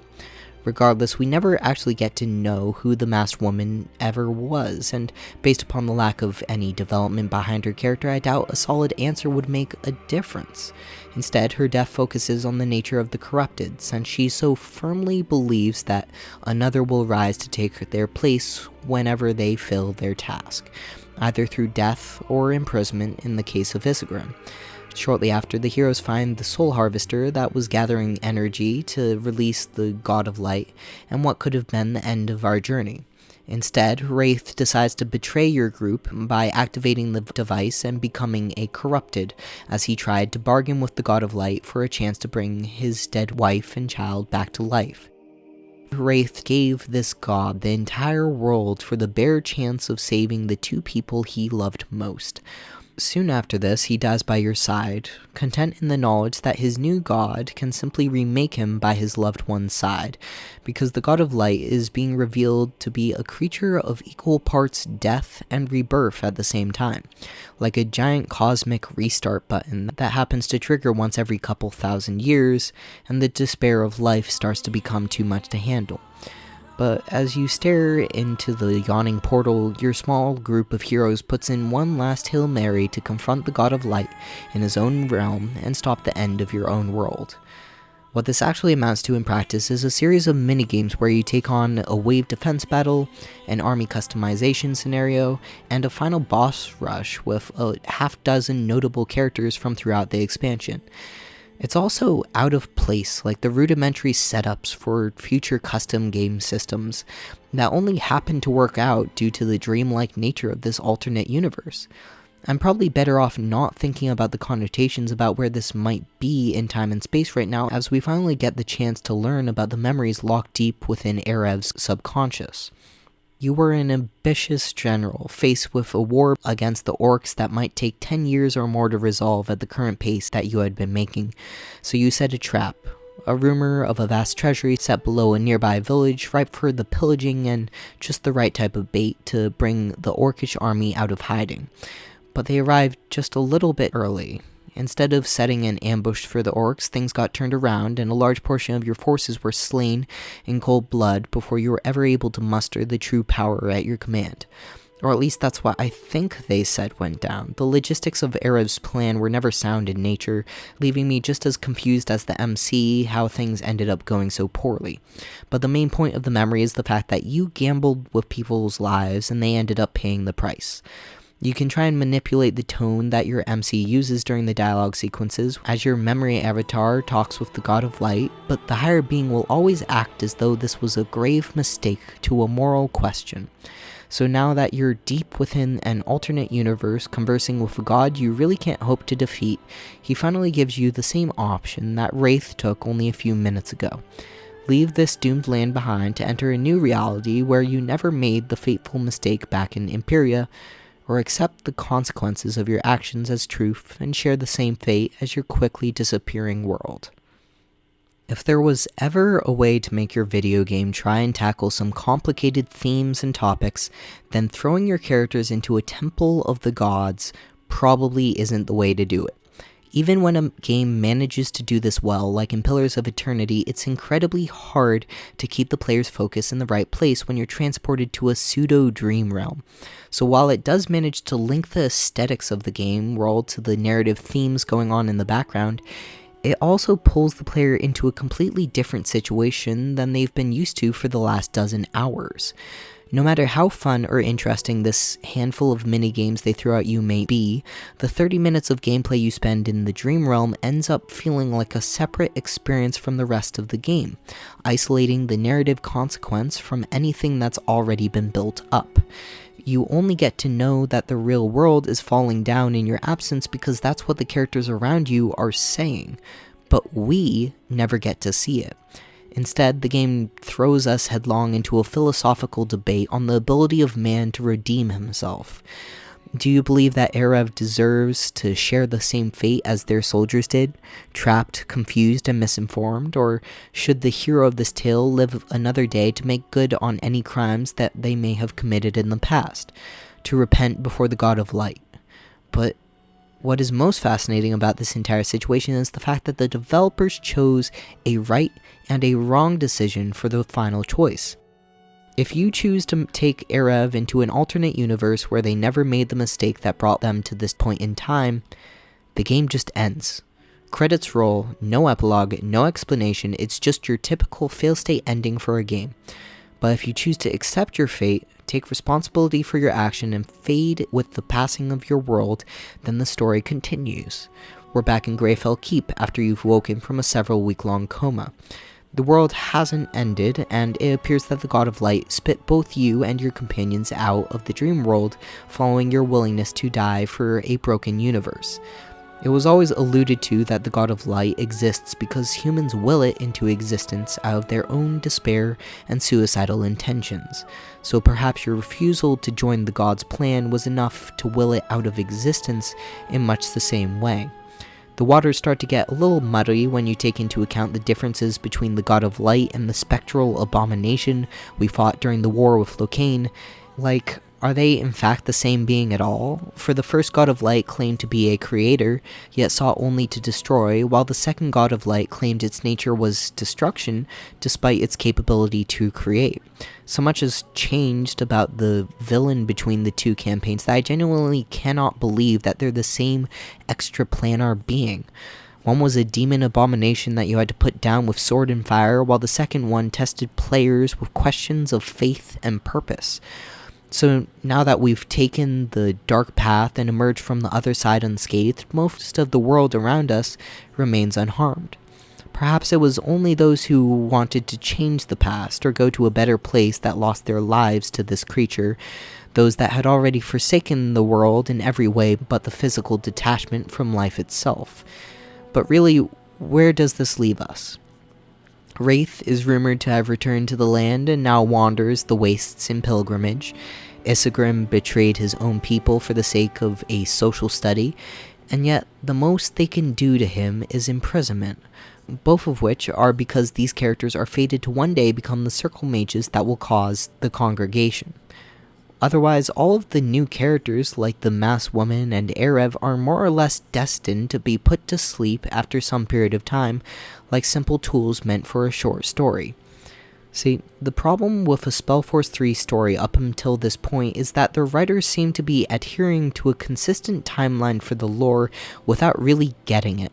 In Soul Harvest, the Dark Elf capital is called Nalabrock, while in the first two games it was always called Shal. In Spellforce 3 they mentioned the Iron Plains, and yet there isn't a single mention of the Shaikan, who would have already been created by this time period. There's a strange respect for the names of some places like Lianon and Greyfell, while major characters like Rohan get left to the dirt for the sake of simplicity. Spellforce 3 has simply failed to keep up a level of continuity that longtime fans would want to see out of a game like this. And while this has no effect on the modern gamer that wants to try out their first Spellforce game, it will start to break down the facade as they get more and more invested in the series as a whole. Instead of accepting this as an addition to the lore as we know it, I'm simply forced to assume that we're in some strange alternate universe created by the God of Light specifically to torment the characters in Spellforce 3, because nothing else matches up. Sure, all of the circle mages are still alive in some form or fashion, so that future events can still occur technically, but crafting a world narrative is so much more than settling for technically possible. So out of all of the hours of voice acting and several books worth of dialogue, you would have thought they would have put in just a little more effort to put in the easy head nods to the future. Mention a couple rumors about a necromancer gaining power in the jungles, set one of the circle mages on a search for the phoenix, and even just develop a couple of temples to the pantheon of gods that actually exist in EO with quests like the Daedrus shrines from the Elder Scrolls. All of which would have been just as fascinating for someone new to the game world, while simultaneously making longtime fans excited at the mere mention of the name Hokan Ashir. But no, instead of theory crafting on the forums about the expanding world, we've got people complaining about the level cap at 20 in Soul Harvest and how the games no longer allow you to go into third person mode, which both seem like small nitpicks in the grand scheme of things. Ultimately, I enjoyed my time with Soul Harvest quite a lot over the original campaign, but that was largely due to the mechanical improvements over time instead of the story. After all, this is our second time defeating the same god, and given the name of the third expansion, you wouldn't expect much different to come from our next entry. Thankfully, now that I'm a couple of weeks wiser, I can finally tell you that Fallen God is a better game than its predecessors. That's not to say that it's a perfect gem of an RTS lost to obscurity, but it's certainly better in mechanics, story, and multiplayer options than what came before, and something that feels like a fitting continuation of the Spellforce universe in ways that Soul Harvest just lost me. Ironically, it only comes with very minor changes from the last expansion, with the same general UI setup via a skill bar over the top of the screen, and a simplified RTS system with the new global resource pool. It's Soul Harvest with trolls, and that's going to either make you really excited to play this new entry, or disgusted enough to never want to touch it. Unlike the last couple games, there is no option to play as the humans, orcs, dwarves, or any type of elf, as you take control of 4 predetermined troll heroes in order to save your tribe from certain extinction. This predetermined nature to the characters in the story allows things to follow a much tighter narrative, since the developers could guarantee that the right speakers would be in each and every scene. But the real kicker here is whether you buy into the troll culture with their third-person speech patterns, along with its own vocab list of things like the fact that they call magic hexes. I personally found the whole triber culture to be really endearing, since the trolls typically exhibit the ability of higher thinking and problem solving, although they will have to do so with their trademark speech patterns. Suffice to say, listening to a group of trolls try to talk about time travel without ever using the words past, present, or future was one of my favorite moments in the entire campaign. Alright, consider Sasuke's mind exploded. So while I could go into an in-depth look at the mechanics like I did for the first 2 campaigns, there's really no need to with this new edition, since everything is so similar. Sure, they changed a couple of spells, like taking Earthquake out of the game and turning the Summon Undead spell into a Summon Spiders hex, but you're going to see almost exactly what you would expect from the first couple entries in terms of the RPG side of the game. Likewise, the RTS side uses the new systems from Soul Harvest down to the T, with the same 3 tiers of resources per race and the general strength of heroes compared to everything else.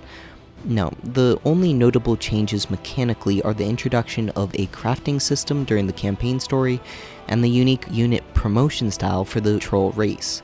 These promotions are simple enough to understand since all a troll needs to do is enter the appropriate upgrade building to promote to the next level of hitters, throwers, or hexers. Send them back into the same hut for another upgrade and they'll become the level 2 or level 3 versions of melee trolls, ranged trolls, or magic trolls, which can lead to some interesting dynamics with the RTS play.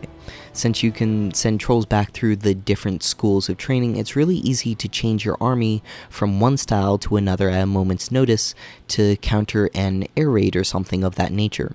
Except that plays like this almost never end up happening in real life. The enemy AI always builds up very mixed and well-rounded armies to the point where it's never actually necessary or even possible to simply build a counter army to any one tactic. And while you may end up encountering a couple of air units every once in a while, it always takes such a long time to build up to that point in the first place that the enemy will likely also have a large standing army by that same point in time, meaning that this type of counterplay sounds really cool in theory, but just never ends up coming up in the actual campaign. Otherwise, the new troll race feels like it's in a pretty good place with a small number of very strong core units that are more powerful than any single unit from the other races. These large health pools also result in some larger hitboxes for the units, a fact that results in funny pathfinding problems as you watch units push each other around like they're on an ice rink on the way between your orders. At the end of the day, the trolls are a perfectly average race to play as, with a couple of interesting design flukes that will either make you love them or think they're a joke, which leads into the interesting design choice for the new campaign with crafting.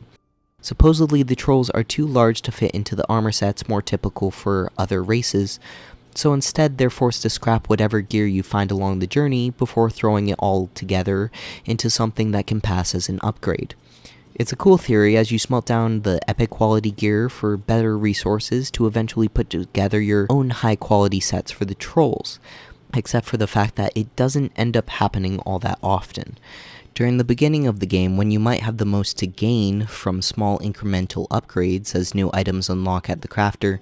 you won't have enough materials to build everything you want. Then, near the mid-game, you'll most likely run into a vast overabundance of materials that allows you to build some of the best gear before running into the same problem as the beginning, where you need to search for very specific resources to make the final artifact armor sets near the end of the game. The result of this meant that I was never excited to find any magical gear in each of the dungeons, since it always came in the form of human gear that I would only have a chance to dismantle and turn into something useful when I eventually returned to home base. I understand what they were going for, but it did end up hampering my interest in exploration since the vast majority of anything I ended up finding wouldn't be useful in the here and now. They do end up throwing a handful of weapon and armor sets at players as quest rewards, but you can basically keep your heroes up to date with a total of 2 or 3 crafting sessions per campaign as you unlock some of the hidden recipes over time. And that's basically it as far as new mechanics go for the last expansion, with a couple of additions that you might love or hate depending on how you approach the game, but are honestly so minute that it's not going to be such a big impact on your experience either way.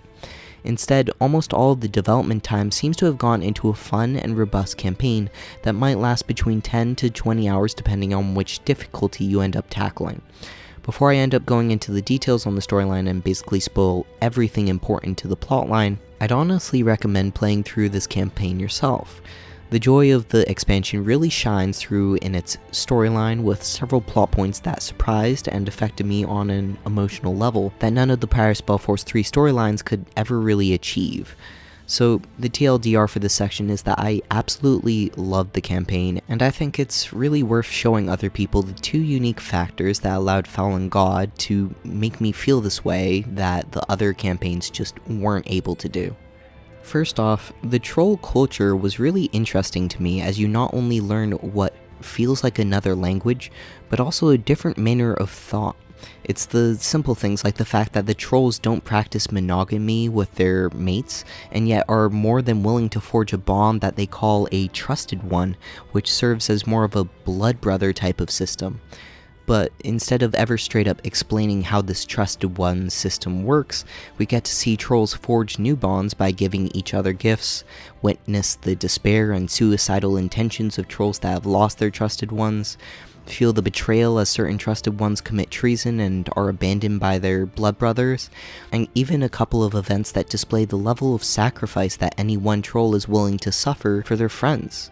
This is juxtaposed against the lack of any emotional attachment the trolls have to their females, along with the fact that we never even get to see a female troll throughout the entire game, which is both disgusting by modern standards and somewhat fitting for the creation of an alien community. It's far more likely that the developers just couldn't be bothered to put in the time or effort to create an alternate model for females,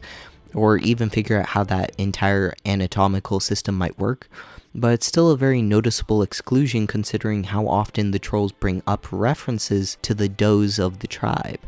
Next, the Moonkin trolls highlight their strengths and peculiarities by involving several of the other tribes on the same continent, as we meet the Bonekin, the Bogtusks, and the Worm Eaters, who all fit into different specialties of troll behavior. Apart from that, the second main strength of the story is the characters that actually had a chance to develop interesting backgrounds and growth over time due to the fact that we get to follow a story of these 4 characters over the entire plotline. I could try and call the troll Akrog the main character since he's the new chieftain of the tribe, but the fact of the matter is that there are even certain parts of the game where you don't follow his perspective, which makes the entire thing feel like more of an ensemble cast production as opposed to a single strong lead with support like it was in the case of the first 2 stories. Grungwar, the elder shaman of your tribe, gives the group a wise old man to listen to, while the roguish Zaska character provides much of the tension and pessimism in the early half of the game. Finally, we have the lovable oaf named Noag, who happens to have grown into one of the largest trolls in the entire tribe, despite the fact that he's only a couple of months old and basically a baby in the eyes of the other companions. It's only together that they have a chance to play off of each other's strengths, as we see an unspoken conflict between Zaska and Grungwar rise and fall as new information comes to light, as Akrog learns what it means to be the new chieftain, and how our actions might influence Noag to become a troll that believes in selfishness or sacrifice for the clan. Fallen God does all the little things right, even from the first 5 minutes of the game, where we're introduced to 3 of the characters as you perform the burial rites for the last chieftain of the tribe. We enter the scene over a magical flower bed as the new chieftain Akrog will need to pick a bud to leave on his dead father's corpse.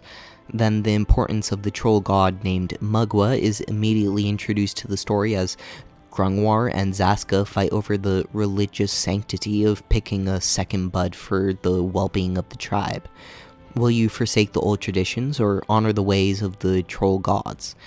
It's a continuation of the choices that don't actually make a difference from the first couple campaigns, but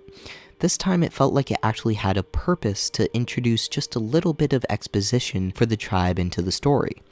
The rest of the map follows a simple series of side quests as we're introduced to all of the side characters, including an older troll named Nerbok who doubts in Akrog's ability to lead the tribe in his father's absence. Or in another quest where we get to meet Noag, the new blood, as he tracks down a mighty beast in order to make a gift for his trusted one, the village animal handler. Altogether, you can probably spend an entire hour just running around this map, meeting all the trolls and getting to know the tribe before meeting the requirements to complete the old chieftain's burial rites. Then the game cuts your feet out from under you as a group of human poachers assault the area just as you were finishing the ceremony and massacres your tribe using the surprise of teleportation magic. As mighty as each individual troll might be, their lack of technology and numbers makes them an easy target for hunters that want nothing more than to sell off their tusks to the highest bidder, and their bodies to the nearest slaver. So begins our journey as the tribe flees from the hunting party, only to meet a proposition from a powerful mage named the Stranger. He strikes a deal with the trolls as he claims to hold the power to both protect the tribe from poachers and lift an ancient disease that's been spreading through their ranks. The only catch is that they'll have to revive one of the fallen gods of this world, a Fjeldarg. Longtime players will probably recognize that the Fjeldargs aren't actually gods, but considering the lengths that future heroes will have to go in order to defeat the Dark Prince, it might as well be a god in the eyes of these trolls.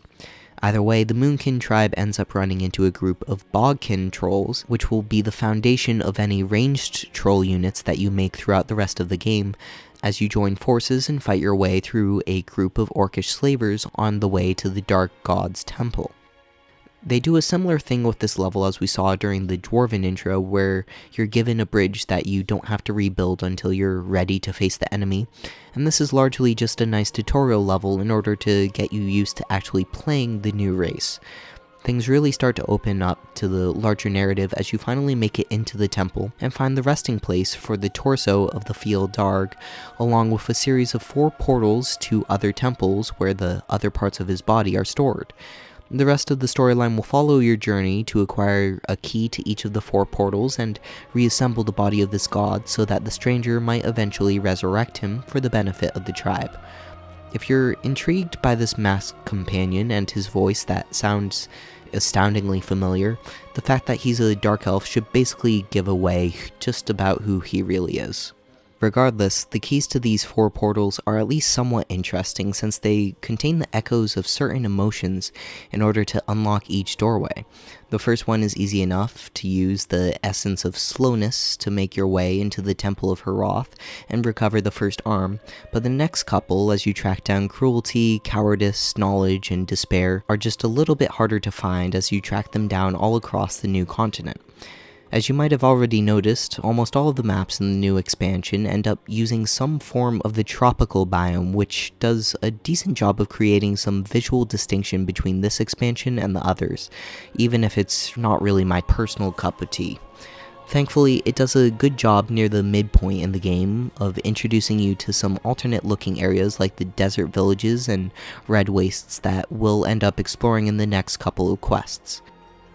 As you start to search for the next couple portal keys, you're given 2 main tasks: to develop a source of food by investigating a nearby human town, and gaining access to the trolls' magic units by finding a source for their medicinal herbs. The human village ends up being a sort of moral choice as you decide between simply raiding the town for food, or trying to reach an agreement with them to earn the food by killing a nearby wyvern. If you end up taking the deal, you'll actually end up finding out that the nearby wyvern was actually a pet for the humans that they've been using to eat any orc slavers that come their way, and intended to send you to the same fate. Following this failed attempt on your life, you can either crush the village or take an even better bargain out of their fear for their own lives, considering you just killed their main defense mechanism. Along the way, you'll be able to crush some wyvern eggs in order to harvest their screams for cruelty essence, or make contact with an outcast that will allow you to sell the humans into slavery for some extra cruelty if you need it for the late game armor sets. In the other questline, you'll have to defend a religious area from a group of hunters that have already destroyed the troll village that used to stand next to this fertile altar, and what ends up being one of the harder RTS maps in the entire campaign. You would think it would be as easy as just setting up a bunch of towers to defend all 3 entrances to the arena, but on Circle Mage difficulty, the level 1 towers just aren't going to cut it, and there isn't any way to upgrade to level 2 towers until you've already beaten this particular map. See, this is one of the weird, silly things that ends up coming up at least once in each edition to the series, where Fallen God actually goes so far as to block certain building schematics behind completing optional objectives on each of the RTS maps, like activating a series of watch posts that are next to useless on this wave defense map. Otherwise, you will never, ever be able to unlock the upgraded tower schematics for the rest of the game, with no indication of why this would be the case unless you decided to skim through the forums. So instead, this defense map is the first breakpoint where the RTS decides to test whether you have enough mechanical skill to both create a large army of upgraded troll units, while also developing the resources to invest in towers that might last just long enough to distract the enemy until your army can get there. So if you find yourself capable of beating this map on Circle Mage difficulty, you probably have the knowledge to finish the rest of the game without too many problems. Once you learn how to actually use the trolls, you'll be rewarded with enough cruelty essence to unlock the next portal door and another part of the Fjelldarg.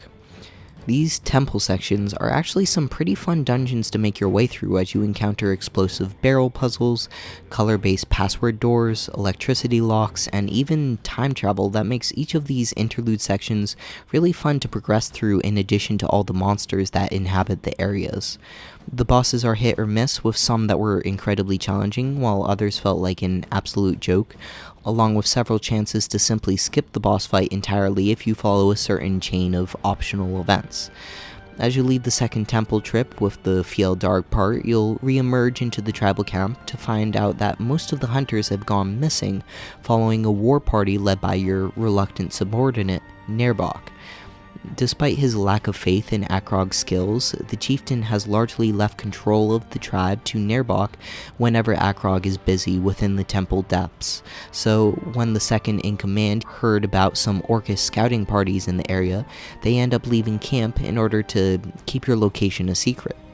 As you try catching up with his war party, it turns out that the Orcish slavers turn the tables on Nerbok, causing you to go back on the offensive and save your people from the nearby Orcish prison.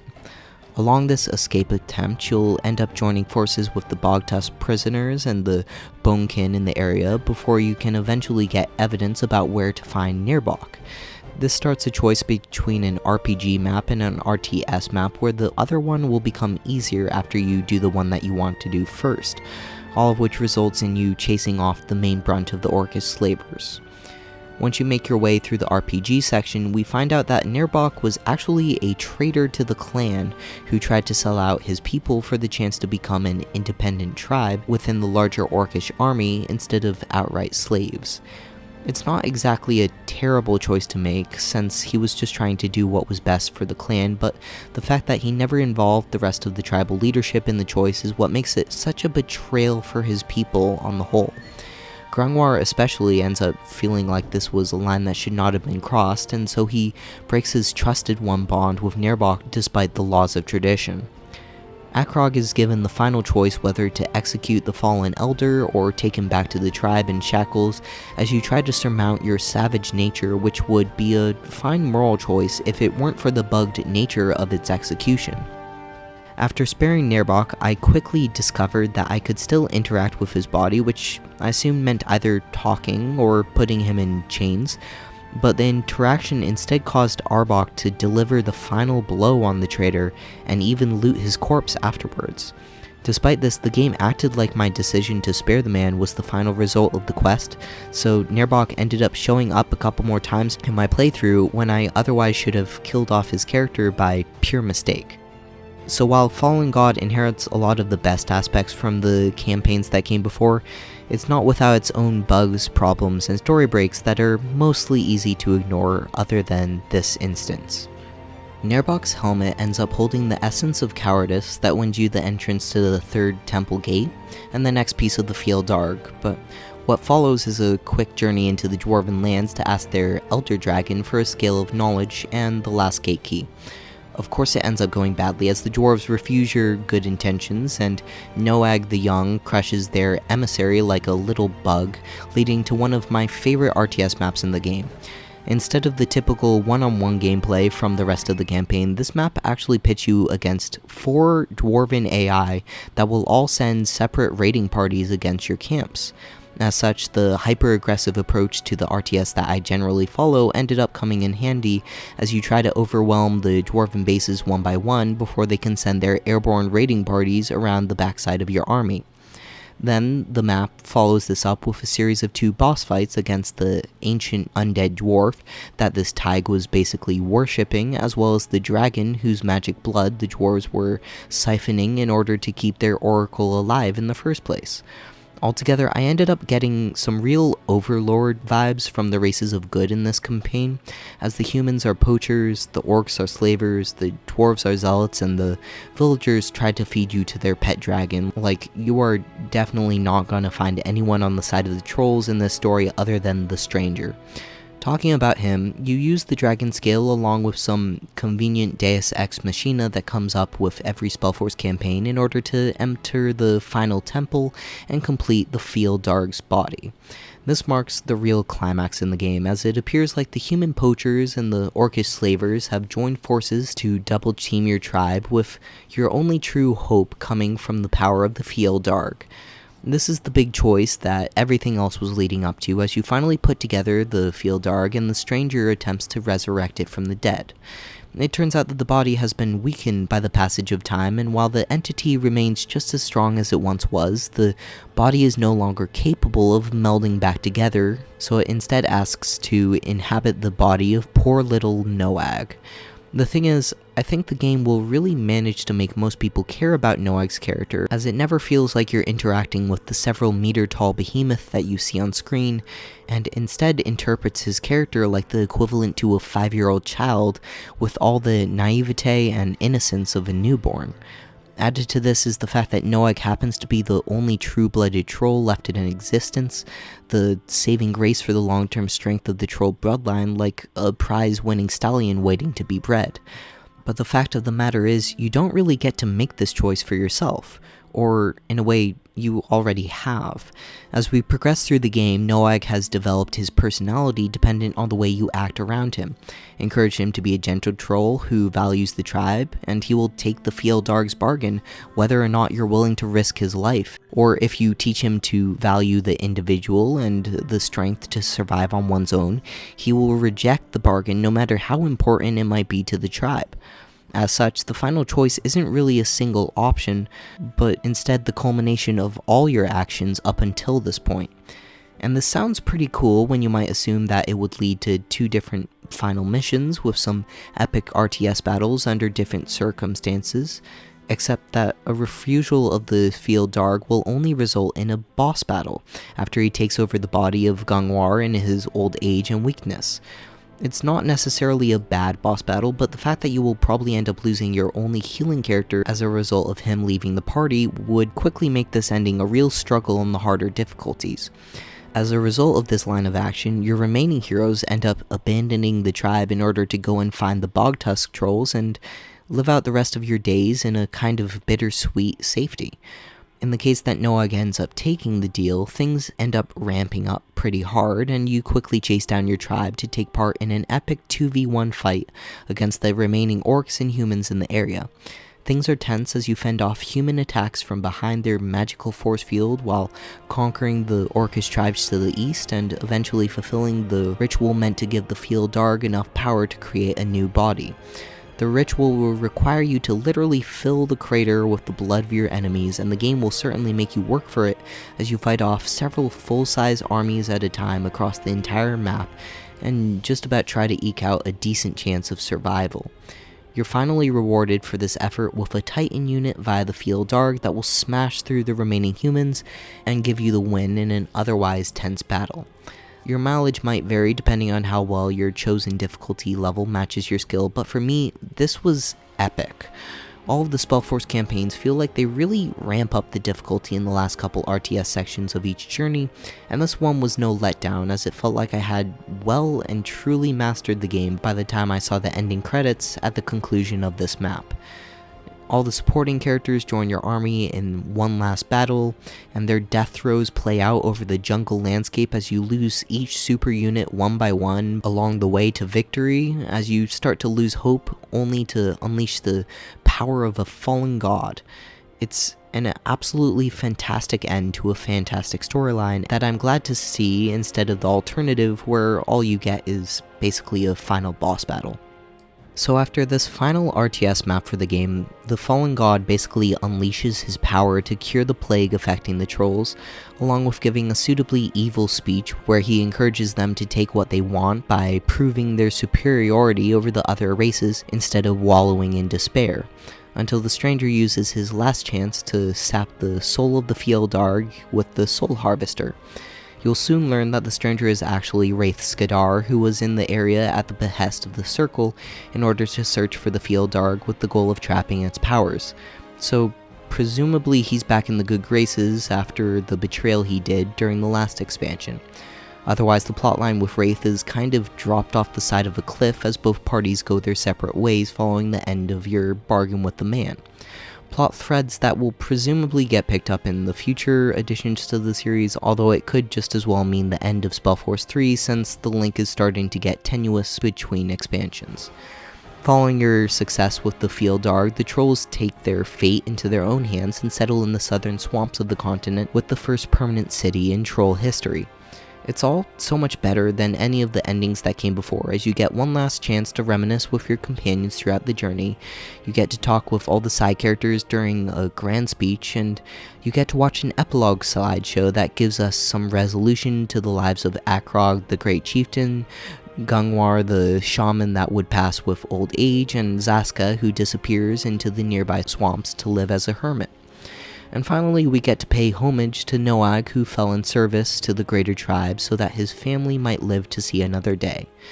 This is the type of narrative payoff that I always wanted to see from the first two campaigns, and I think that the only reason that we finally get to see a payoff like this here is the fact that we're finally dealing with a cast of characters that aren't going to live for another 700 years and cause the end of the world as we know it. But what does this mean for Spellforce 3? The developers claim that this is the last expansion currently planned for the game, so they could theoretically go back to the drawing board and add a couple more storylines later on, but I think it's much more likely that we'll end up seeing a new Spellforce 4, since a lot of the community goodwill feels like it's running out for Spellforce 3. Yes, they did actually finally implement ranked multiplayer after working on the game for nearly 3 years, but it's only a week after Fallen God released, and it already feels like ranked multiplayer is a bit of a joke. I honestly tried my best to get the system to work for me, and after around 3 hours straight of looking for matches, I only ever managed to play 2 real games against human opponents after all that time. The other 2.5 hours were spent waiting in the matchmaking queue, failing to host games, failing to join games, having opponents quit during the loading screen, having opponents quit 30 seconds into the game, and copious amounts of stuttering and lag whenever I actually did find a game. So when a game like Fallen God is still relatively new, and I can't find another player for around 20 minutes to an hour of queuing, there's something really broken about the multiplayer, since Warcraft 3 Reforged barely takes a minute to find a quick match and establish a good connection with minimal lag. On the bright side, after winning 2 matches as the Dwarven race, I am officially the number 6th player in the world for Spellforce 3 Dwarves, out of the 51 players who have ever played as Dwarf in ranked matchmaking. And after a single winning match as the Trolls, I am currently the ranked 21st Troll player out of the 91 players who have played the newest and most exciting race that they just added to the game. So pardon me if I'm wrong, but I don't think I should be able to hold the overall rank of 64th top player in the world after investing a 3-hour play session where I just sat in queue all day. As for the actual gameplay when you're finally able to find a match, it ended up feeling really slow in comparison to most other modern RTS games.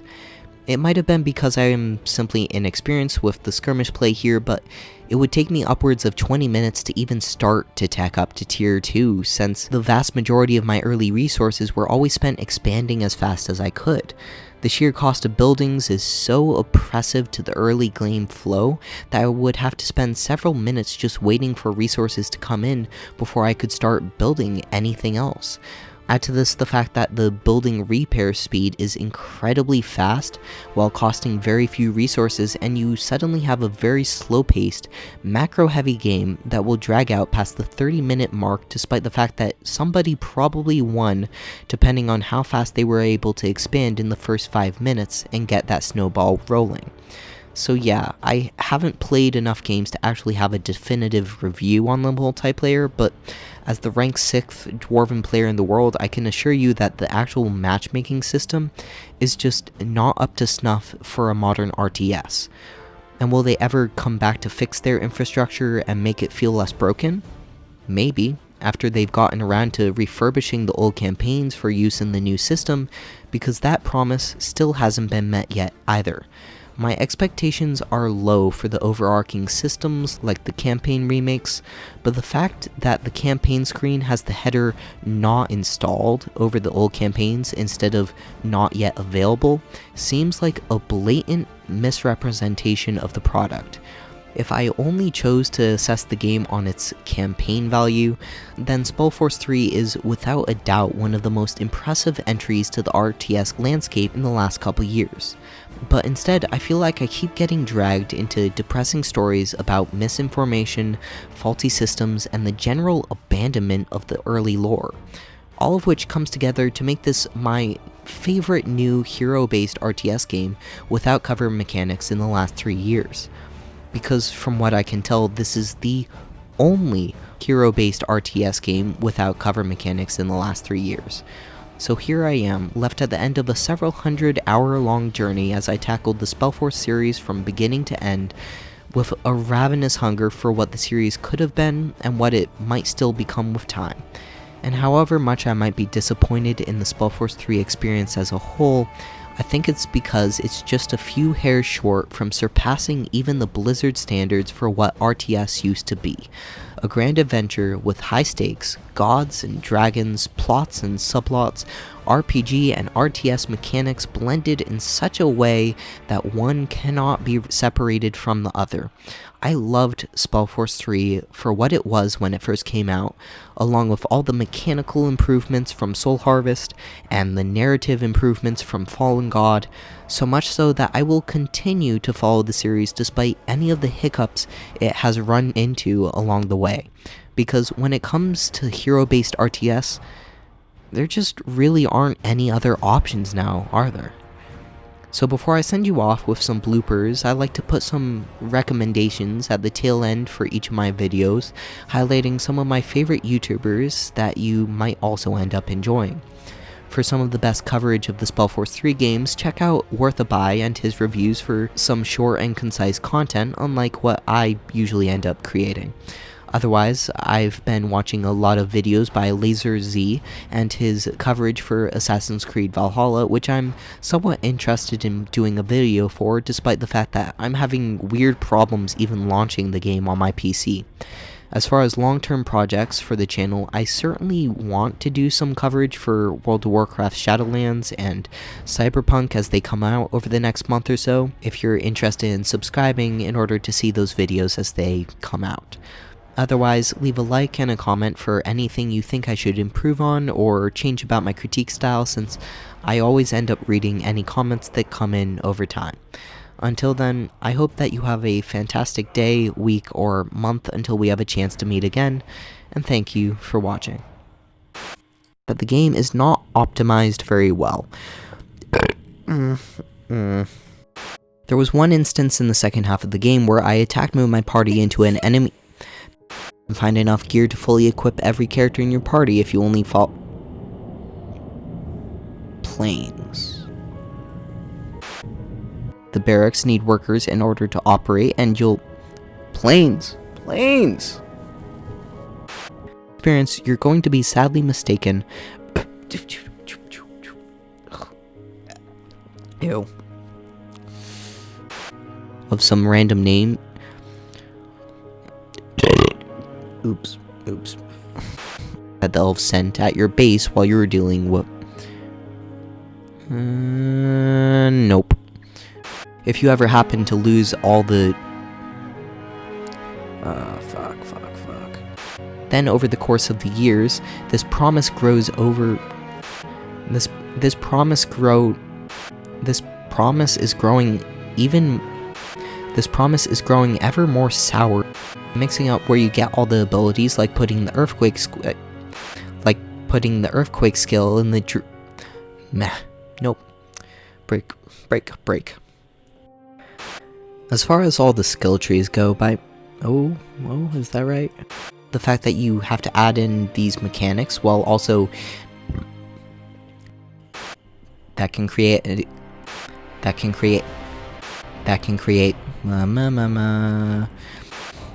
instigating a nearby human town, on the bright side though, you'll end up picking up a healer named Kaiwu who Ew. Ew. Ew. And given the name of the third expansion... God. Always.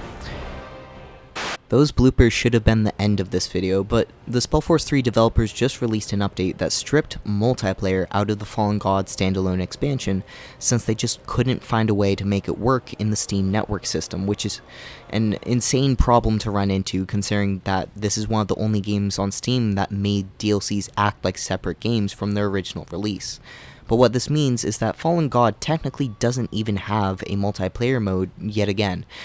And the only way to access ranked matchmaking is to download the free Spellforce 3 Versus software that supposedly links the 3 games, but it's honestly just not something I want to go back and take a look through. I decided not to touch on the old Haelish campaign, the Oktoberfest DLC, the lack of a free game mode, the upgradable troll camp system, and even this weird multiplayer free mode, because believe it or not, I actually do try my best to focus on things that I believe add to the argument that I'm going for in a video. I'm ignoring all this hubbub because my intentions for this critique were always to share my experience for an incredible RTS that I honestly believe needs all the media coverage it could ever receive. And sometimes things fall through the cracks when I'm working on a 32,000 word long essay. So, as much as I'm tempted to pad out the last couple minutes that I need to get past the 3-hour mark, the handful of small problems I've just mentioned aren't worth the timestamp when I really just want to encourage new people to try out the weird and wonderful game that is Spellforce 3. Thanks for watching.